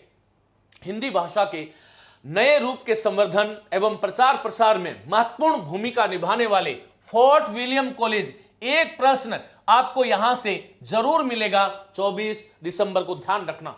फोर्ट विलियम कॉलेज की स्थापना, क्योंकि हिंदी के क्षेत्र में यह बड़ा महत्वपूर्ण माना जाता है, भारतीय भाषाओं में गद्य लेखन को बढ़ावा देना, क्या इसका उद्देश्य था? हां या ना? अंग्रेज अधिकारियों एवं कर्मचारियों का भारतीय भाषाओं एवं संस्कृतियों का ज्ञान कराना, यह इसका उद्देश्य था, बिल्कुल था। अंग्रेजी पद्धति से शिक्षित भारतीयों को क्लर्क बाबू बनाना और अंग्रेजी बाबू, अंग्रेजी स्टाइल के बाबू बनाना, यह भी सही था। इसका मतलब इसका सही आंसर जो है वो डी होगा। पश्चिमी हिंदी की बोलियां निम्न में से है, यह आंसर आपको देना है। प्रिय साथियों, मैंने आपको कहा था कि यदि इस कक्षा को कोई ढंग से सुन लेगा तो यहां हिंदी भाषा उद्भव विकास और उसकी बोलियां और देवनागरी से संबंधित कोई भी प्रश्न गलत नहीं होगा। इसका आंसर दीजिएगा, पश्चिमी हिंदी की बोलियां निम्न में से है। मुझे लगता है कि आज हिंदी वालों में पहली बार मैं देख रहा हूं कि हिंदी वालों में उत्साह कहां गया। जैसे जैसे परीक्षा आती है वैसे वैसे हमें और उत्साही बनना चाहिए। मुझे कहीं ना कहीं वह उत्साह आज आप लोगों में कम लग रहा है, इसलिए मैं चाहता हूं कि बिल्कुल उत्साही होकर के, क्योंकि आप लोगों से मिलना मेरी भी हसरत हुआ करती है, तो बिल्कुल आप लोगों को आंसर देना होगा, यह आपको ध्यान रखना चलेगा। पश्चिम हिंदी की बोलियां डी आंसर। साथियों, पश्चिमी हिंदी जो है, पश्चिमी हिंदी की बात हो रही है, तो इसकी सही आंसर होगा ब्रज, हरियाणवी और बुंदेली, यह आपको ध्यान रखना है। चलिएगा, आगे लिए चलता हूं। पश्चिमी हिंदी जो है ये, इसको छाप लेना दिमाग में, और मैं दूर हट जाता हूं, स्क्रीनशॉट ले लेना, हो सकता है कुछ यहां से आपको मदद मिल जाए। पश्चिमी हिंदी जो है वो ब्रज, हरियाणवी और बुंदेली इसकी उपभाषाएं हैं। पूर्वी हिंदी अवधी, बघेली और छत्तीसगढ़ी, बिहारी, मैथिली, मगही और भोजपुरी, ये मगही या मगधी एक ही बात है। राजस्थानी हिंदी, इसमें मारवाड़ी, मालती, मेवाती, ये आपको ध्यान रखना है। और जो है एक जो है कौन सी रह गई अपनी, मालवी, मालती नहीं है, मालवी है ये, मालवी, मारवाड़ी, मेवाती, और एक कौन सी रह गई फिर, ढूंढाड़ी, ये आपको ध्यान रखना चलेगा। निम्नलिखित बोलियों को उनके क्षेत्र के साथ सुमेलित कीजिएगा। आंसर दीजिएगा आप सभी साथी। निम्नलिखित बोलियों को उनके क्षेत्र के साथ सुमेलित कीजिएगा। अवधि का जो क्षेत्र है, अवधि ध्यान रखना, लखनऊ, शुरुआत यहीं से होती है, यह हम कह सकते हैं। मगही जो है, जिसको हम मागधी कहते हैं, तो इसका क्षेत्र होगा पटना। इसका मतलब पहले का आंसर जो है वो तो हो जाएगा 2, फिर उसके बाद में दूसरा जो है उसका हो जाएगा 3, तो 2 3। फिर बुंदेली जो है, बुंदेली खूब लड़ी झांसी वाली रानी, तो झांसी हो गई। और मध्यवर्ती जो पहाड़ी है, ये ध्यान रखना, ये कई बार आता है, वो गढ़वाल जो क्षेत्र है उसमें बोली जाती है। तो यहां पर जो 3 नंबर है उसका आंसर होगा 4 और मध्यवर्ती का होगा 1। 2 3 4 1, 2 3 4 1, सही आंसर जो है इसका 1 नंबर होगा। चलिएगा, देवनागरी लिपि का सर्वप्रथम प्रयोग किसके शिलालेख में मिलता है? बहुत ही 22 को है एग्जाम सर, एग्जाम है 22 को है या 24 को है? हिंदी का एग्जाम कब है, 22 को या 24 को? चंद्रमा जो है उसको द्विज, क्योंकि चंद्रमा जो है वो पहले कहते हैं कि वो सागर से अमृत के रूप में पैदा हुआ, 2 बार जन्म हुआ, उसके बाद में वो द्विज 2 बार जिसका जन्म होता है, इसलिए वो चंद्रमा द्विज है। देवनागरी लिपि का सर्वप्रथम प्रयोग किसके शिलालेख में मिलता है? राजा ध्रुवराज, राजा जय भट्ट, अशोक मौर्य या राजा, ओहो इसका जो है ये सही विकल्प अ नहीं है, इसका गलत है। चलो बताओ कौन सा होगा। इसका राजा जय भट्ट होगा, इसका स्पष्टीकरण से साथ ही आ गया। और सही विकल्प अ नहीं है, ब है। देवनागरी लिपि का सर्वप्रथम प्रयोग गुजरात के राजा जय भट्ट 700 से 800 ईस्वी के मध्य हुआ, जो कि एक शिलालेख के रूप में हमें उपलब्ध होता है। बहुत ही महत्वपूर्ण प्रश्न यह है। देवनागरी लिपि के विकास के संबंध में असंगत कथन चुनिए। असंगत कथन चुनना है। प्रिय साथियों, देवनागरी लिपि के विकास का आरंभ ईसा की 7वीं शताब्दी से माना जाता है। महत्वपूर्ण करोगे, ध्यान रखिएगा, बिल्कुल यहीं से माना जाता है। यह सर्वप्रथम उत्तर भारत में विकसित हुई और उसके बाद दक्षिण भारत में प्रचलित हुई। यह बिल्कुल गलत है। उत्तर भारत में विकसित नहीं हुई थी। जब हम गुजरात को ध्यान रखना, गुजरात को हम दक्षिण भारत में मानते हैं, तो ये दक्षिण भारत में जो है आरंभ में विकसित हुई थी और उसके बाद में उत्तर भारत में आई थी। यह तथ्य गलत है।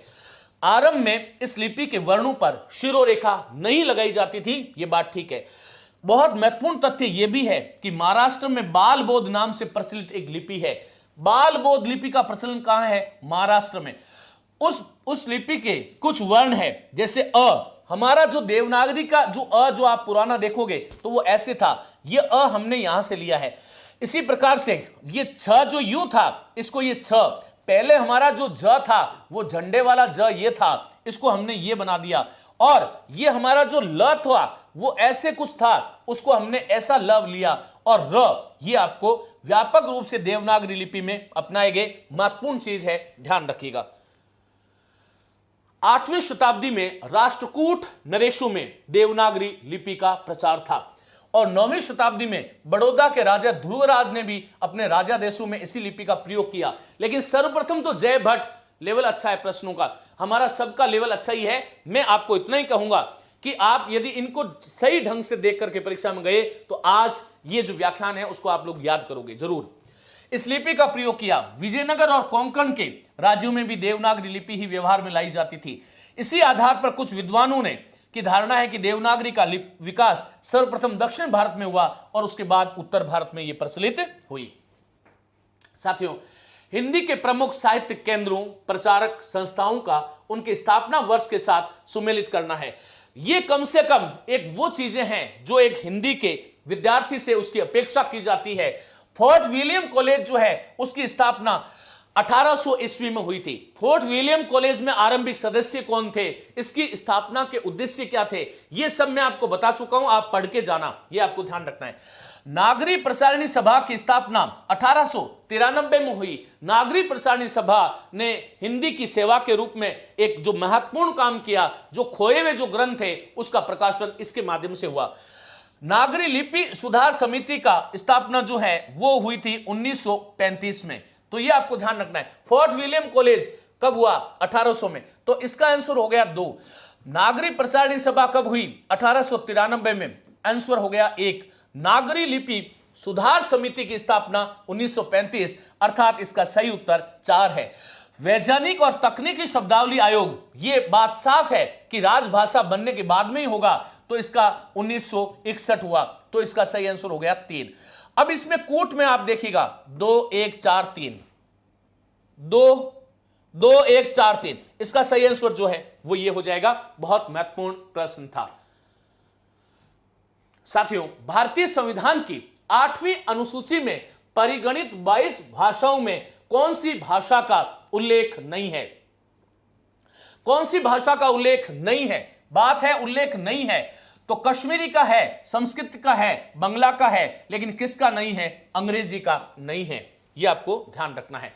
संविधान की 8वीं अनुसूची में ये 22 भाषाएं हैं, मैं अभी आपको बता चुका हूं, लेकिन परीक्षा में जाने से पहले इनको आपको जरूर याद करना चाहिए। मेरा तो यही सुझाव है। चलिएगा, और ये ध्यान रखना, ये 14 मूल थी, उसके बाद में सिंधी किस से जुड़ी, मणिपुरी, नेपाली, कोंकणी को किससे जोड़ा गया, और बोडो, डोगरो, मैथिली कौन से संविधान संशोधन से सम्मिलित हुई, यह आपको ध्यान रखना है।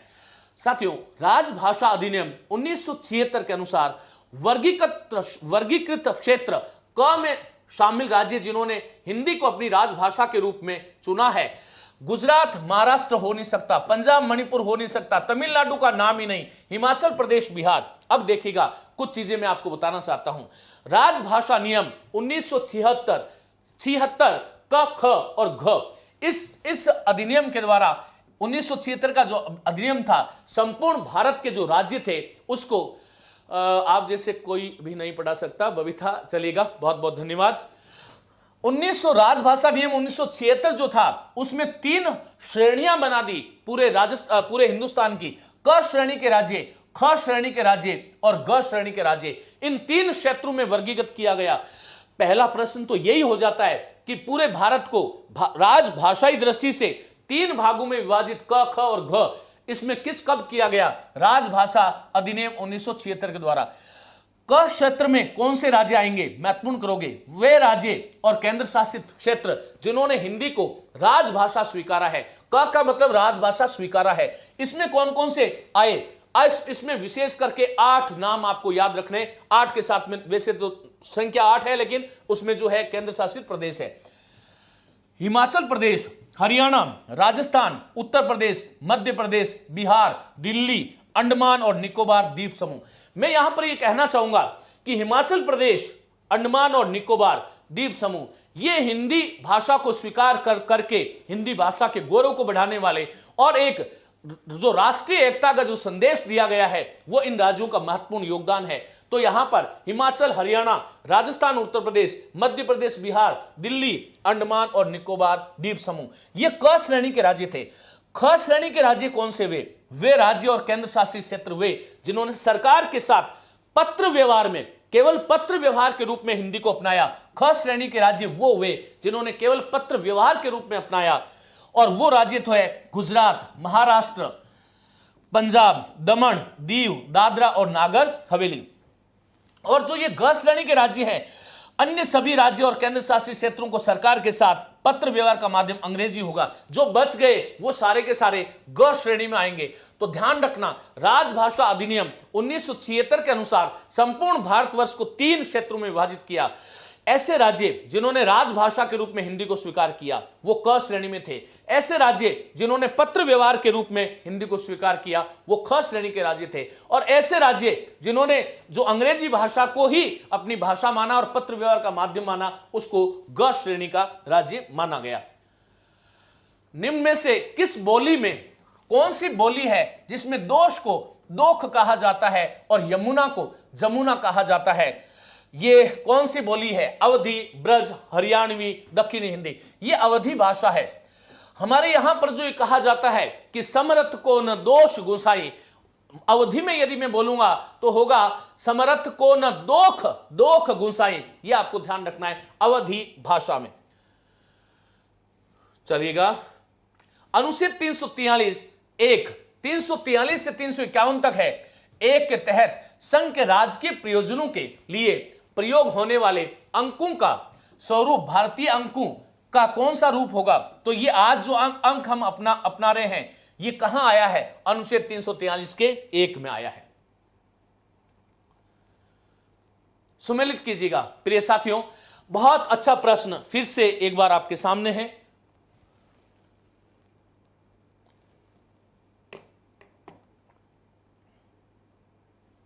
दोहाचंद का विषम चरण क्या बोल रहे हैं? चलिएगा साथियों। ओके खाटू श्याम का लाडला, पहले इसका आंसर दीजिएगा साथियों। भाषा के साथ में अन्य नाम, ये हरियाणवी जो है, हरियाणवी को हम क्या बोलेंगे? और अवधि को देखो, अवधि को बेसवाड़ी बोलते हैं। क्या बोलते हैं? बेसवाड़ी। जो बघेली जो है उसको, छत्तीसगढ़ी जो है उसको खलटाई बोलते हैं। हरियाणवी जो है उसको अपन क्या बोलते हैं? बांगरू बोलते हैं। और बघेली जो है उसको अंतर्वेदी बोलते हैं। सही आंसर इसमें चुन सकते हैं अपन, बी आंसर जो है वो सही होगा। ये आपको ध्यान रखना है। मैंने आपको बता दिया 4, 5, इसका 4 है, इसका 4 है, इसका 5 है और फिर 3 है। मैं आपको बता चुका हूं अंतर्वेदी। और छत्तीसगढ़ी जो है उसका 1 है। इसको खलटाई बोलते हैं। क्या बोलते हैं? खलटाई। पूछा जा सकता है, ऐसे आपको ध्यान रखना है। तो यह सही विकल्प सुमेलित बी है। निम्नलिखित बोलियों को उनमें प्रयुक्त वर्णों शब्दों के उच्चारण के साथ सुमेलित करना है। बहुत अच्छा प्रश्न जो है एक बार फिर से आपके सामने है। निम्नलिखित बोलियों को उनमें प्रयुक्त वर्णों और शब्दों के उच्चारण के साथ सही सुमेलित कीजिएगा।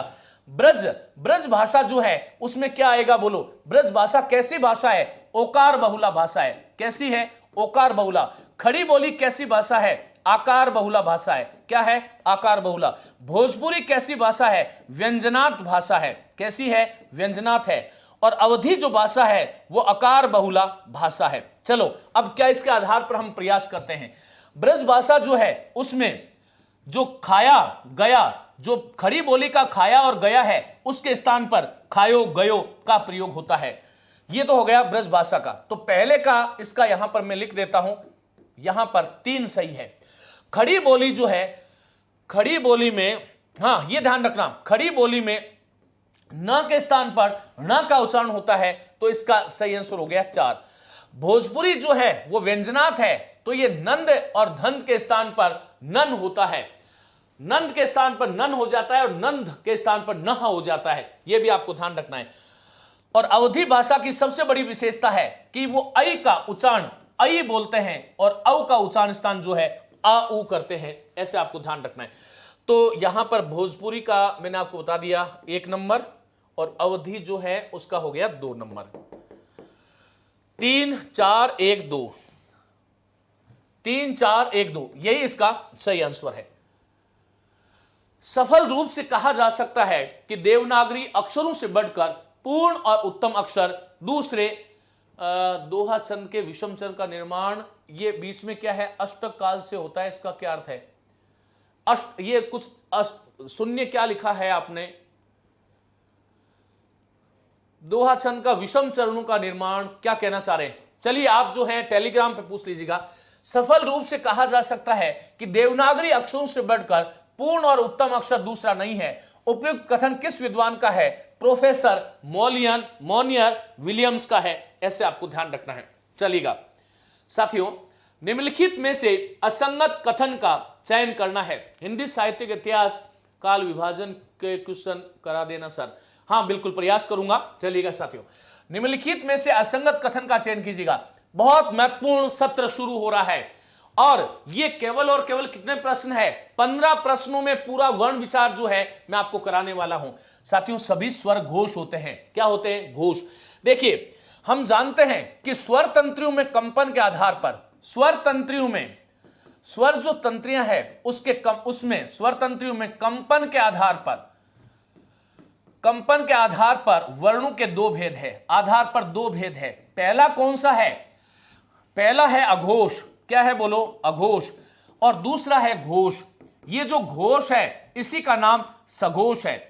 हरियाणा एच टेट में अभी ये प्रश्न ग वर्ण की ध्वनिगत विशेषताओं में सघोष शब्द का प्रयोग हो गया। विद्यार्थी जो है वो संदेह में आ गया, ये घोष ही क्या कहलाता है? बोलो, सघोष कहलाता है। अघोष का मतलब क्या है? ऐसे वर्ण जिनके उच्चारण में गूंज नहीं होती, नाद नहीं होता और स्वर नहीं निकलता। तो जैसे क ख है, क ख घ घ ङ, इसी क्रम से जो 5वां वर्ग है उसको आपको लिख लेना है च छ ज ज य। इसको यहां पर पहले ये 2 वर्ण जो है ये तो अघोष है, पहला और दूसरा, और तीसरा, चौथा और 5वां ये हमेशा ही क्या होते हैं? घोष वर्ण होते हैं। ये आपको ध्यान रखना है। तो इसको आप यूं भी कर लो कि च छ ये तो अघोष हो गया और ये ज च छ ज और ये ज और ये। प्रिय साथियों, जब आप क ख बोलते हो तो इसको कर्कश वर्ण बोलते हैं। कर्कश, क्योंकि इसकी ध्वनि में बड़ी कड़कड़ाहट सी कर्कशता होती है। बोलिए मेरे साथ, क क क ख। लेकिन क ख के बाद में जैसे हम ग बोलते हैं, ग घ ङ, तो वहां पर संगीत सा सुनाई देता है, एक स्वर तंत्री में कंपन हो जाता है। इसलिए घ घ और ङ मानी वर्गों का, मेरे साथ बोलिएगा, वर्गों का तीसरा, चौथा, 5वां वर्ण जो है वो क्या कहलाता है? घोष। और सारे के सारे स्वर जो हैं वो स्वर क्या कहलाते हैं? केवल घोष। इसलिए एक बात ध्यान रखना, ये प्रश्न बार बार आता है कि व्यंजन वर्ण जो है वो तो अघोष और घोष दोनों होते हैं, लेकिन स्वर वर्ण जो है वो केवल क्या होते हैं? घोष होते हैं। पहला स्टेटमेंट बिल्कुल सही है, असंगत नहीं है कि सभी स्वर घोष होते हैं। ये बात बिल्कुल अष्टक त्रिकाल से होता है। इसका अर्थ क्या है? अष्टक त्रिकाल का मतलब हुआ 8 मात्राएं। 8 जो मात्राएं हैं वह अष्टक त्रिकाल है, यह आपको ध्यान रखना है। चलिएगा, सभी स्वर अल्प प्राण होते हैं, सभी स्वर अल्प प्राण होते हैं। अब यहां पर एक चीज मैं आपको और बता देता हूं प्रिय साथियों, प्राणत्व के आधार पर, अर्थात जब कभी भी हम वर्णों का उच्चारण करते हैं उस समय हमारे जो प्राण है उसके आधार पर वर्णों के दो भेद है। प्राणत्व के आधार पर वर्णों के दो भेद है। वर्णों के दो भेद है। कितने भेद है? दो भेद है। कौन कौन से हैं? एक तो आपका होता है अल्पप्राण। क्या है बोलो? अल्पप्राण। और दूसरा क्या है? महाप्राण। अल्पप्राण और महाप्राण, ये दो भेद होते हैं। अल्पप्राण का मतलब है जिसमें कम प्राण है। जैसे देखिएगा, मैं वापस लिखता हूं, क ख, फिर यहां पर घ, ये घ, और ये आपका हो गया अंग। तो यहां पर ये आपको ध्यान रखना है। इसका तरीका मैंने आपको बताया था कि ए एम मानी पहला वर्ग, वर्गों का पहला वर्ण अल्पप्राण है, दूसरा महाप्राण है, तीसरा अल्पप्राण है, चौथा महाप्राण है और पांचवा अल्पप्राण। इसका मतलब यह हुआ कि महाप्राण कौन से हैं? वर्गों के दूसरे और चौथे वर्ण। और अल्पप्राण कौन से हैं? 1, 3 और 5। इसी के साथ प्रश्न क्या था? देखो, सभी स्वर अल्पप्राण होते हैं। ये क्यों? क्योंकि सारे के सारे स्वर, जब आप इसको बोलिएगा, अपने हाथ को ऐसे रखिएगा, बोलो क क, तो क में कम आया, इसका मतलब ये क अल्पप्राण है। ख ख, ख में ज्यादा वायु आ रही है। क ख घ घ, तो ऐसे आपको ध्यान रखना है। और सारे के सारे जो स्वर है, सभी स्वर जो हैं वो क्या होते हैं? सभी स्वर क्या होते हैं? अल्पप्राण होते हैं। और सभी स्वर क्या होते हैं? घोष होते हैं। ये बात बहुत महत्वपूर्ण है, ये आपको ध्यान रखना है। आपको देखने में एक प्रश्न लग रहा है, लेकिन ये पूरा गणित है। मात्रा केवल स्वरों की होती है, ये बात बिल्कुल ठीक है। स्वरों की मात्रा होती है, क्योंकि स्वरों को देर तक बोला जा सकता है। प्राय सभी स्वर अनाक्षरिक होते हैं। ओहो, इसका आंसर जो है उत्तर विकल्प ब नहीं है, अनाक्षरिक नहीं होते हैं। इसका आंसर डी होगा। प्राय सभी स्वर अनाक्षरिक नहीं होते हैं, अक्षरिक होते हैं। क्या होते हैं? अक्षरिक होते हैं। इस बात को समझना है कि अनाक्षरिक अर्थात अक्षर से रहित नहीं होते। स्वरों को तो अपन अक्षर कहते ही हैं, इसलिए अनाक्षरिक नहीं होते हैं। सारे के सारे स्वर जो हैं वो अनाक्षरिक होते हैं। यह स्पष्टीकरण में गलत कहीं लिख दिया गया, चलेगा। लेकिन यह देखो आगे, प्रश्न संख्या 47, निम्नलिखित में से कौन से वर्ग में औष्ठ्य वर्ण है? औष्ठ्य वर्ण उच्चारण स्थान के आधार पर हम जानते हैं कि उ पू व, मैं आपको बता चुका हूं। उ मानी उ और पू का मतलब है प वर्ग, प फ ब भ, और म और व जो है इसका उच्चारण स्थान क्या है? औष्ठ। तो यहां पर इसका सही आंसर हो जाएगा उ पू ओ हो, औष्ठ्य। ये स तो दंत्य है, ये प्रश्न जो है औष्ठ्य वर्ण, ये गड़बड़ हो गया है। देखिए, उ औष्ठ्य है, प औष्ठ्य है, ये तो कंठ्य है। पहले ऐसे समझो, ये तो कंठ्य है। ई च ज या इचो ईशानम तालु, ये तालव्य है। उप, ये स जो है ये दंत्य है। बाकी ये तीन जो है वो क्या है? आपके औष्ठ्य है। और री ड र स ये मूर्धन्य है। क्या है? मूर्धन्य है। तो इसका सही आंसर तो वैसे सी होगा। इतनी तो गलतियां जो है ये हो ही जाती है। चलिएगा, उच्चारण की दृष्टि से यह व्यंजन किस श्रेणी के व्यंजन है? उच्चारण की दृष्टि से यह और व्यंजन जो है उनको अपन क्या मानते हैं? अंतस्थ मानते हैं। यह आपको ध्यान रखना है, यह और वह। हालांकि विशुद्ध रूप से यह और वह, इन दोनों को ही अपन अंतस्थ मानते हैं। दो ही विशुद्ध रूप से अंतस्थ है। लेकिन ध्यान रखना, सामान्य दृष्टि से य, व, र और ल, ये चार वर्ण अंतस्थ है। अंतस्थों की संख्या पूछ ले तो ये चार ही होगा। यदि यहां पर य और व के साथ में र ल भी जुड़ जाता तब भी वो अंतस्थ रहता। लेकिन विशुद्ध रूप से अंतस्थ या अर्धस्वर जो है वो कौन सा है? य और व है। ये आपको ध्यान रखना है। चलिएगा, आगे लिए चलता हूं। संयुक्त व्यंजनों के निर्माण के संदर्भ में असंगत विकल्प है। बात बिल्कुल साफ है। क्ष का निर्माण क और क्ष से होता है। त हलंत र पूरा, ज्य ज और य से। यहां पर यह गलत है, क्योंकि ये श्र जो है इसमें श और र होता है, ना कि स और र। इसलिए यही इसका सही आंसर होगा। ऐसे आपको ध्यान रखना है। चलेगा, री स्वर की मात्रा का प्रयोग कौन से शब्दों में हुआ है? कृषि, श्रृंगार, धैर्य, दारिद्र्य। मैं आप सभी साथियों से इसका आंसर जानना चाहूंगा, उसके बाद में हम लोग आगे बढ़ेंगे। बताइएगा, आंसर दीजिएगा फटाफट फटाफट। आंसर प्रश्न संख्या लिखें 50वां। री स्वर की मात्रा का प्रयोग कौन से शब्दों में, बेटा कविता बहुत आशीर्वाद बच्चे, री स्वर की मात्रा का प्रयोग कौन से शब्दों में हुआ है?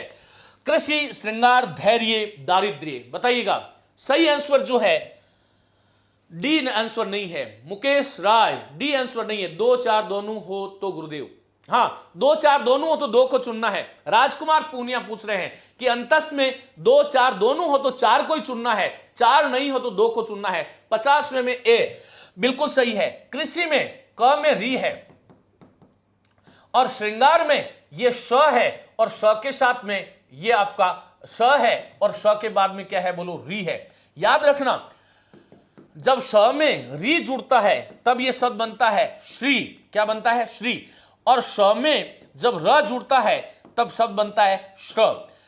यही विशेष रूप से ध्यान रखना है। लेकिन हम लोग इसको सजा देते हैं, र भी ठोक देते हैं और री भी कर देते हैं, ये हमें सुंदर लगता है। इसलिए ऐसा कोई भी वर्ण देवनागरी लिपि में नहीं होता है, ऐसे आपको ध्यान रखना है। चलिए, निम्नलिखित में से कौन से कथन सत्य हैं? निम्नलिखित में से कौन से कथन सही हैं?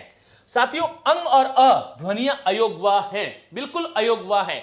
हमारी हिंदी वर्णमाला में मानक वर्णों की संख्या 46 है, 46 है। उसमें से स्वरों की संख्या 11 है। स्वर कितने हैं? कुल संख्या कितनी है? मानक वर्णों की बात कर रहा हूं। मानक वर्णों की संख्या कितनी है? 46। कुल वर्णों की संख्या कितनी है हिंदी में? 52। मानक वर्णों की संख्या कितनी है? 46। ये जो 46 है इसमें स्वर कितने हैं? 11 है। कितने हैं? 11। इसमें व्यंजन कितने हैं? याद रखना, व्यंजन जो है वो आपके हैं 33। 33 और 11 कितने हो गए? 44। वर्णों का तीसरा भेद स्वर, व्यंजन, और तीसरा हम अयोगवाह बोलते हैं। और हिंदी में अयोगवाह वर्णों की संख्या पूछे तो वो 2 हैं। 44 और 2 46 होती है। ये अयोगवाह 2 कौन कौन से हैं? पहला तो है अनुस्वार, अर्थात अनुस्वार अयोगवाह है, और दूसरा क्या है? विसर्ग। इसको अपन अयोगवाह क्यों कहते हैं? क्योंकि इसका भाषा में योग नहीं है, वर्ण विचार में इसको नहीं बताया गया है, फिर भी भाषा में जिसका योग होता है वो अयोगवाह है। अ को हम अनुस्वार के ऊपर अ और अ ये विसर्ग, इसका मतलब ये ध्वनियां अयोगवाह हैं, ये बिल्कुल सही है। र जो है उसको लुंठित भी कहते हैं और साथ में क्या बोलते हैं? प्रकंपित भी बोलते हैं, ऐसे ध्यान रखना है। ल जो है वो पार्श्विक ध्वनि है। पार्श्विक का मतलब क्या है? ल जब बोलते हैं, मेरे साथ आप सभी साथी बोलिएगा, ल जब बोलते हैं तब हमारी जिह्वा ऐसे हो जाती है और उसके दोनों और पार्श्वों से वायु का निस्सरण होता है, इसलिए ल जो है पार्श्विक ध्वनि है। सही आंसर नहीं, ये ख फ ये प्रकंपित ध्वनियां गलत है। इसका मतलब 1 2 और 3 किस में है? इसका सही आंसर होगा सी। चलेगा, निम्नलिखित विकल्पों को सुमेलित कीजिएगा। मैंने आपको घोष, अघोष, अल्पप्राण और महाप्राण ये सब मैंने आपको बताए थे। प्रिय साथियों, यहां पर देखिएगा, सघोष जो है वो क्या होगा? 3 4 5, 3 4 5। अघोष कौन सा होता है? वर्गों का पहला और दूसरा। अल्पप्राण कौन सा होता है? वर्गों का पहला, तीसरा और पांचवा। और महाप्राण कौन सा होता है? दूसरा और चौथा। तो अघोष कौन सा होगा? अघोष जो है नहीं, सघोष 3 4 5, ये 3 4 5 ये क्या है? सघोष है। इसका मतलब पहले का क्या होगा? 2 होगा। अघोष जो है वो क छ ट और स, ये अघोष है, इसका मतलब इसका 1 होगा। अल्पप्राण जो है वो है 1 3 5, 1 3 और 5। अल्पप्राण जो है वो देखिएगा, ये त ब, हां ये हो जाएगा, ये चौथा हो जाएगा। और महाप्राण जो है वो ख थ ध और श, ये महाप्राण है, इसका मतलब यहां पर 3 हो जाएगा। तो 2 1 4 3, 2 1 4 3, यहां पर इसका सही आंसर 1 नंबर होगा। चलेगा, उत्क्षिप्त द्विगुणित व्यंजनों के संदर्भ में असत्य कथन चुनना है। बहुत शानदार प्रश्न है साथियों। आप जितने भी साथी जो इस समय देख रहे हैं, मैं आप सबसे अपेक्षा करता हूं कि आप सभी साथी इसका आंसर दीजिएगा। हमारी भाषा में मैंने आपको कहा कि मानक वर्णों की संख्या कितनी है? 46 है। 46 में मैंने स्वर कितने बताए? 11। व्यंजन कितने बताए? 33। अयोग वहां कितने बताए? 2। ये कितने हो गए? 46। लेकिन कुल वर्णों की संख्या, कुल वर्ण कितने हैं? कुल वर्ण जो है वो है हिंदी में 52। 52 है, इसका मतलब 2 वर्ण जो है यहां पर कौन से हैं? उत्क्षिप्त है। क्या है बोलो? उत्क्षिप्त है। इसी को अपन क्या बोलते हैं? ताड़न जात बोलते हैं। इसी का नाम क्या है? द्विस्पृष्ट है। क्या है बोलो? द्विस्पृष्ट है। इसी का नाम क्या है? द्विगुणित है। आप सभी साथी इसका आंसर देंगे। 53 में डी आंसर आप बता रहे हैं। अभी अपन देखते हैं, यदि डी आंसर दे रहे हैं, आपको आ रहा है, इसका मतलब मैं निश्चित रूप से कह सकता हूं कि आप सभी धन्यवाद के पात्र हैं। अब यहां पर उत्क्षिप्त ताड़नजात द्विस्पृष्ट, ये हमारा जो ड था, इस ड के नीचे हमने बिंदु लगा दिया, तब ये ड़ बन गया। ये आपको ध्यान रखना है। मैं आपको कई बार बता चुका हूं साथियों, ये जो है वो ड है, ये है ड़ और ये है अंग। ये 3 वर्ण देवनागरी लिपि में अलग अलग है, लेकिन ये वाला मानक वर्ण नहीं है। ये वर्ण तो है लेकिन मानक वर्ण में नहीं गिना जाता है। इसको क्या बोलते हैं? उत्क्षिप्त। मेरे साथ बोलिएगा, ड़ ड़। ऐसा लगता है कि मानो जिह्वा कुछ ऊपर फेंक रही है, इसलिए इसका जो है इसको हम क्या बोलते हैं? उत्क्षिप्त बोलते हैं। ताड़नजात, जैसे हम कोई पशु पक्षी इत्यादि आ जाता है, उसको हम ताड़ते हैं, हट हट हट चल, तो यहां पर ढ और ढ ये उत्क्षिप्त और ताड़नजात है। इसलिए 46 और 2 कितने हो गए? ये 46 थे और 46 में ये 2 जुड़ गए, कितने हो गए? 48। ये 52 कौन से हैं? इसके साथ में 4 वर्ण है संयुक्त। इन संयुक्त वर्णों को जब हम जोड़ लेते हैं, ये 4 है, तो 48 और 4 कितने हो गए? 52 हो गए। कुल वर्णों की संख्या तो 52 है, मानक वर्ण 46 है और इसका ये गणित था। अब हम इसको पढ़ते हैं। ड़ ढ उत्क्षिप्त या द्विगुणित वर्ण कहलाते हैं। इसका मतलब ये बात बिल्कुल ठीक है साथियों, ये उत्क्षिप्त या द्विगुणित वर्ण कहलाते हैं, ये बिल्कुल सही बात है। तो ये मैं बता ही चुका हूं, ये तो सही है, असत्य नहीं है। इनका प्रयोग तत्सम शब्दों में नहीं होता, ये बात बिल्कुल ठीक है। ऐसे जितने शब्द जिनका जन्म 12वीं 13वीं शताब्दी से पहले हुआ है, ऐसे किसी भी शब्द में हम लोग प्रोढ़ में ढ के नीचे बिंदु ठोक देते हैं, गरुड़ में बिंदु ठोक देते हैं। यह ध्यान रखिएगा, ये गरुड़ है ही नहीं, ये गरुड़ है। क्या है बोलो? गरुड़। लेकिन हमने दुर्भाग्य से इसको गरुड़ बना दिया, क्योंकि हमारी जिह्वा ड की अपेक्षा ड़ को बड़ा सरलता से बोल लेती है। प्रोढ़ नहीं होता है, ये गलत है, ये प्रोढ़ है। इसी प्रकार बहुत सारे और शब्द हैं जिसको मैं कहता हूं। इसलिए ध्यान रखना, तत्सम शब्दों में कभी भी ड़ और ढ वर्णों का प्रयोग नहीं होता। दोनों अल्पप्राण है, ये दोनों अल्पप्राण है, ये बात संभव नहीं है। ये दोनों अल्पप्राण नहीं है। ये ड़ जो है वो तो अल्पप्राण है। क्यों अल्पप्राण है? इसका कारण सुन लो। ट ठ ड ढ़ ढ ढ और न। अब देखो, ये अल्पप्राण है, ये महाप्राण है, ये अल्पप्राण है, तो ये तीसरे वर्ण से उत्पन्न हुआ है, इसलिए ये अल्पप्राण है। लेकिन ये क्या है? ढ चौथा है, अर्थात ये महाप्राण है। इसका मतलब ये तो अल्पप्राण है लेकिन ढ महाप्राण है। इसको यदि आप प्रैक्टिकल करके देखना चाहो तो मेरे साथ अभी जितने भी व्याख्यान देख रहे हैं, अपने हाथ को ऐसे सामने कीजिएगा और बोलिए ड़ ड़ ड़ और ढ। जब ढ बोल रहे हो तब आपकी एक झटका सा, वायु का एक झटका सा आकर के आपको लग रहा है, इसका मतलब एक ड़ तो अल्पप्राण है लेकिन ध महाप्राण है। इसका मतलब इसका ये वाला जो कथन है ये तो गलत है। क्या पूछा है? असत्य विकल्प। इसमें ड़ जो है वो वर्ष से उत्क्षिप्त है और ढ जो है मूर्धन्य उत्क्षिप्त है। ये भी इसमें मामला गड़बड़ हो गया है। चलिएगा, वत्स्य का मतलब तो होता है मसूड़ा, ड़ ड़। वत्स्य जो है मसूड़ा, अब ये मसूड़े से नहीं बोला जाता है, इसका मतलब ये भी गड़बड़ हो गया है। तो इसको आपको एक और बी सही मानना है। चलिएगा, आगे लिए चलता हूं। वर्णों को उच्चारण स्थानों के वर्गीकरण के आधार पर सही सुमेलित करना है। कंठ तालु, ए और आई का उच्चारण स्थान कंठ तालु है। ओ और औ का उच्चारण स्थान कंठोष्ठ है। नासिका य और म का, और दंतोष्ठ व और फ। व जो है इसका उच्चारण स्थान औष्ठ भी माना जाता है, फ का उच्चारण स्थान औष्ठ भी माना जाता है। लेकिन व और फ, ये फ के नीचे जब नुक्ता लग जाता है, हम जानते हैं कि विदेशी भाषाओं में आए हुए शब्द जिसको राजा शिव प्रसाद सितारे हिंद, जिसको हम हिंदी के सच्चे सपूत कहते हैं, उन्होंने एक हमें व्यवस्था दी थी कि हिंदी के जो 5 वर्ण जिसको हम आगत वर्ण कहते हैं, क ख ग ज और फ, इसके नीचे हमेशा हमें नुक्ता लगाना चाहिए। जब मैं ये कहता हूं, मेरी मुख की तरफ आप लोगों को ध्यान रखना है कि मैंने उसको फटकार दिया, मैंने उसको फटकार फ फ, तब तो ये औष्ठ है। लेकिन मैंने कहा कि वो हर फन में, अब देखिएगा फ फ, इसका मतलब ये दंत और औष्ठ है, तो इसका ये है।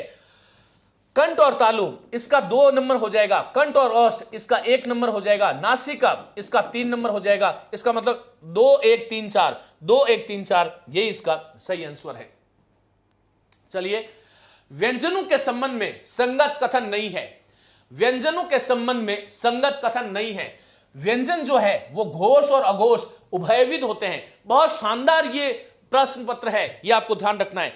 प्रिय साथियों, स्वर केवल घोष होते हैं, मेरे साथ बोलेंगे, स्वर केवल घोष होते हैं, लेकिन व्यंजन वर्ण जो है वो घोष और अघोष दोनों प्रकार से होते हैं, ऐसे ध्यान रखना है। स्वर सारे के सारे अल्पप्राण होते हैं, लेकिन व्यंजन अल्पप्राण और महाप्राण दोनों होते हैं। यदि आपने इस प्रकार से इन प्रश्नों को तैयार किया तो आप मुझे बताइएगा, क्या आप गलत कर सकते हैं? यह संभावना ही नहीं है। व्यंजनों के उच्चारण में जिह्वा स्वर सीमा के ऊपर तक जाती है, यह भी बात बिल्कुल ठीक है। स्वर सीमा, क्योंकि बोलो आ ई, जिह्वा नहीं रहती, लेकिन ट बोलते ऊपर तक जाती है। जहां तक छत हमारी होती है मुख की, वहां तक ये जाती है, ये आपको ध्यान रखना है। हिंदी भाषा उद्भव और विकास उदय नारायण तिवारी की पुस्तक है। उदय नारायण तिवारी जो है वो एक अद्भुत भाषा विज्ञानी है, और उनकी पुस्तक जो है संपूर्ण भारतवर्ष में भाषा विज्ञान की दृष्टि से मानी जाती है। सही आंसर ये हो जाएगा, व्यंजन स्वरों की तुलना में मुखर होते हैं। मुखर जो है स्वर होते हैं, न कि व्यंजन, तो इसका सही आंसर ये हो जाएगा। निम्नलिखित में से कौन सा विवरण सही है? सारे स्वर अल्पप्राण और घोष होते हैं। बिल्कुल बार बार विद्या एक ऐसी चीज है जिसको जितनी बार आप लोग घोटोगे, जितनी बार रटोगे, उतना ही आपको जो है आनंद मिलेगा, ये आपको ध्यान रखना है। निम्नलिखित में से कौन सा विवरण सही है? साथियों, क च ट त प स्पर्शी व्यंजन है। हमारा जो वर्ण विचार है, जितने भी व्यंजन जो है उनको हम किस प्रकार से बांट सकते हैं? कुछ व्यंजन जो है, देखिए कुल व्यंजन जो है उनकी संख्या कितनी बता दी थी मैंने? 33 नहीं होता है, इसको हमें क्या बोलना चाहिए? 33 होती है। कितनी होती है बोलिएगा? 33।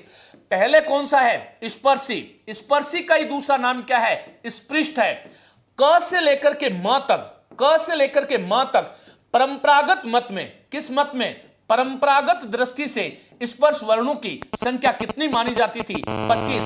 कहां से लेकर कहां तक? क से लेकर के म तक। लेकिन आधुनिक भाषा विज्ञानियों ने एक भेद और कर दिया, और वो दूसरा भेद क्या कर दिया? आपका कर दिया स्पर्श संघर्षी। क्या बोल दिया? स्पर्श संघर्षी। हमें ये सीखना चाहिए कि इनको हम स्पर्शी क्यों कहते हैं। इनको हम स्पर्शी इसलिए कहते हैं क्योंकि जब क से लेकर के म तक हम कोई भी व्यंजन बोलते हैं तो हमारा उच्चारण अवयव कहीं ना कहीं स्पर्श होता है। बोलो क, ट, थ, फ, ब, ध, न, लेकिन अ में स्पर्श नहीं होता। इसलिए अब स्पर्श संघर्षी, बोलो च, छ, झ और ये झ, ये 4 वर्ण जो है इसको अपन क्या बोलते हैं? स्पर्श संघर्षी। अब इसमें से 25 - 4 हो गया, तो 25 - 4 हो गया, तो पीछे कितने बच गया? आपका 21 बच गया।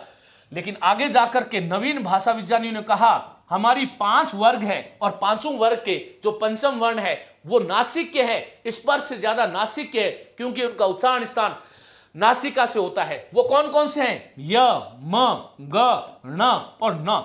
और इसलिए 21 में से फिर हमने 5 घटा दिया, तो आधुनिक मत में, जो आधुनिक मत में जो स्पर्श वर्णों की संख्या कितनी रह गई? 16।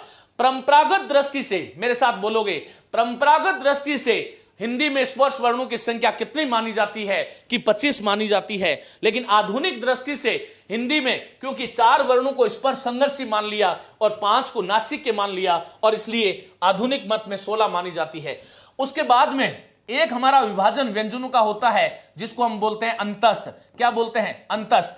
प्रिय साथियों, अंतस्थ जो है वो कौन कौन से होते हैं? य और व मुख्य रूप से होते हैं, लेकिन इसकी संख्या 4 है। र और ल को भी अंतस्थ मान लिया जाता है। क्यों अंतस्थ? क्योंकि इसको किसी भी वर्ग में नहीं रखा जा सकता, यह स्वतंत्र है। उसके बाद में जो एक भेद है उसको हम बोलते हैं ऊष्म। ऊष्म का मतलब है हमारे ये जो 33 वर्ण है, व्यंजन है, उसमें से 25 तो ये हो गए, 25 तो ये हो गए, है ना। फिर उसके बाद में 4 क्या हो गए? अंतस्थ हो गए। 25 और 4 कितने हो गए? जो है 29 हो गए।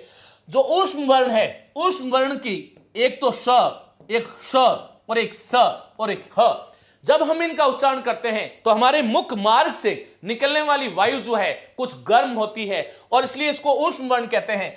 और एक और भेद है जिसको हम बोलते हैं संयुक्त। संयुक्त व्यंजनों की संख्या पूछे तो 4 है, लेकिन 29 में 4 तो यही जुड़ गए तो ये 33 हो गए। आपको ये ध्यान रखना है क्योंकि संयुक्त वर्ण का निर्माण क और श से मिलकर के क्ष बनता है और इसको हमने पहले ही गिन लिया है, इसलिए इसमें नहीं गिनते हैं। त और र पहले ही आ गया है, त यहां पर आ गया, र यहां पर आ गया, त्र बन गया, इसलिए इसको 33 वर्णों में नहीं गिनते। ज और य इसका हमने पहले ही इन 33 में काउंटिंग है, इसलिए इस ज को भी नहीं गिनते। और फिर श और र, ये श जो है इसको भी, इसकी काउंटिंग भी हम कर चुके हैं, इसलिए संयुक्त व्यंजनों को कुल 33 व्यंजनों में सम्मिलित नहीं किया जाता है। आपकी टेस्ट सीरीज कैसे मिल सकती है? राज वैष्णव मैया पाठशाला ऐप जो है उस पे जाइएगा और वहां पर हिंदी की जो टेस्ट सीरीज जो सेकंड ग्रेड की जो है, मैंने बहुत नाम मात्र शुल्क में जितना परिश्रम व्यय और सारी चीजें हो रही है, केवल और केवल 351 में टेस्ट सीरीज है। और उसको यदि आपने एक बार अटेम्प्ट कर लिया तो मुझे नहीं लगता कि ये इनमें आपको किसी प्रकार की कोई समस्या हो सकती है। और ये हो गया आपका इस प्रकार से। अब मैं वापस लिए चलता हूं। क ट त प स्पर्शी व्यंजन है, ये बिल्कुल विवरण सही है। च छ झ झ स्पर्श संघर्षी की श्रेणी में आते हैं, मैं आपको बता चुका हूं। च छ झ झ स्पर्श संघर्षी में आते हैं। श श स ये जो है, ये ध्यान रखना, इसको ऊष्म के साथ में संघर्षी ध्वनियां बोलते हैं। क्या बोलते हैं? संघर्षी, क्योंकि इसमें केवल संघर्ष होता है। बोलिए श। श जब बोलते हैं, श श बोलो मेरे साथ, श श जब बोलते हैं तब हमारे तालु और जिह्वा के मध्य स्पर्श नहीं होता है, ऐसे ठक नहीं बोलता है, केवल संघर्ष होता है। बोलो श, एक संघर्ष हो रहा है और संघर्ष के साथ ध्वनियां निकलती है। और श श मूर्धन्य बोलेंगे तब भी, स दंत के हो रहा है लेकिन केवल संघर्ष हो रहा है। और ह, यह आपको ध्यान रखना है। परीक्षा से पहले एक मॉडल पेपर कराओगे यूट्यूब? हाँ बिल्कुल, जो है एक संपूर्ण सेकंड ग्रेड के लिए एक संपूर्ण मॉडल पेपर जो है वो मैं कराने वाला हूं।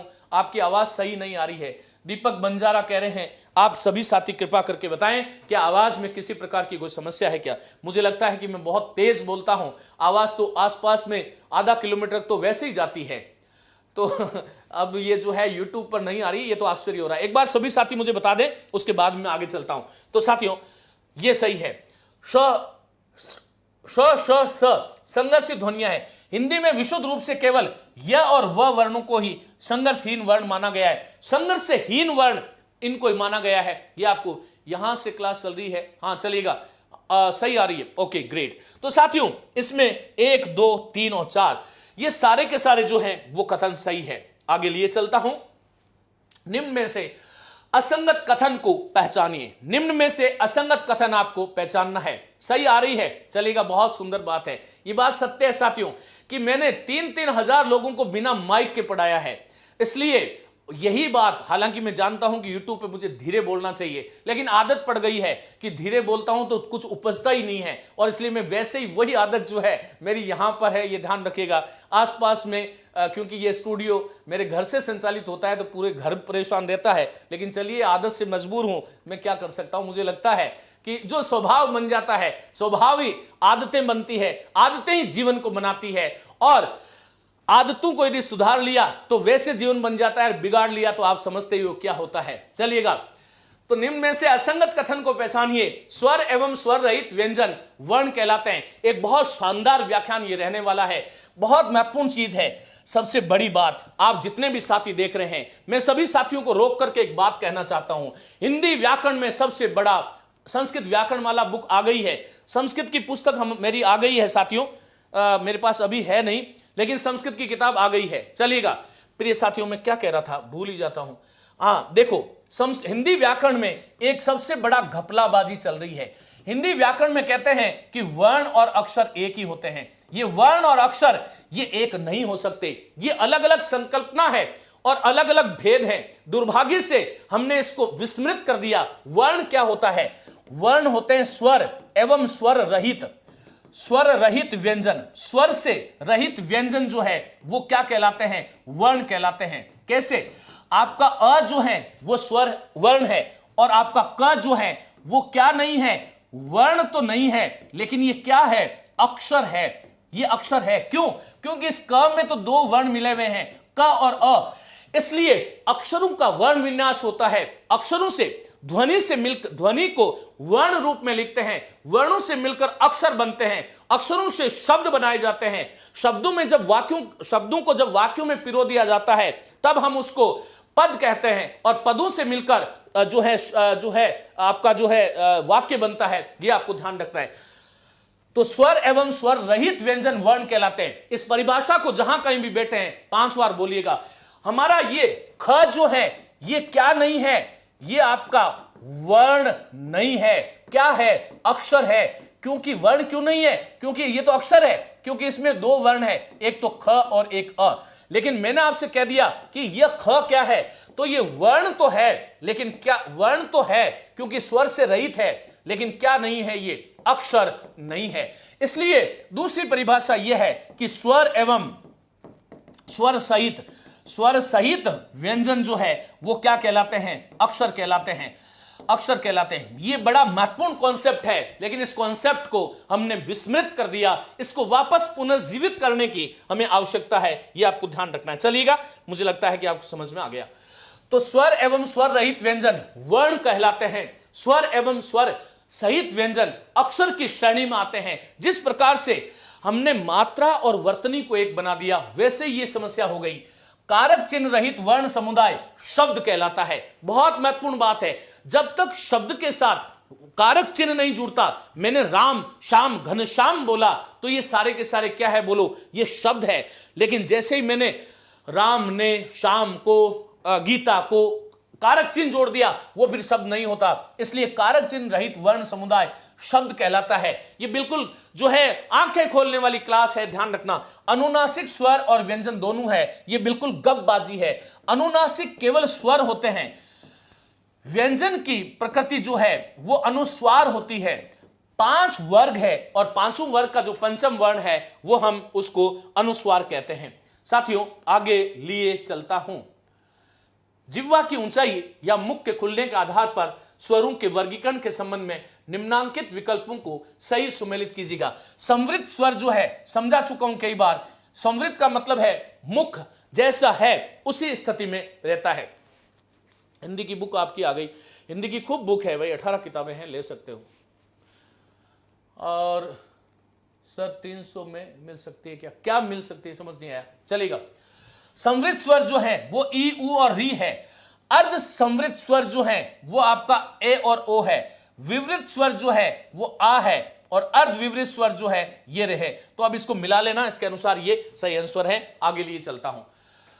तो साथियों, ये सब आ गया है आपके सामने। और ये ध्यान रखना, परीक्षा में जाने से पहले ये ध्यान करके जाना कि जिह्वा की ऊंचाई के आधार पर जो है ना, इसका वर्गीकरण जो है।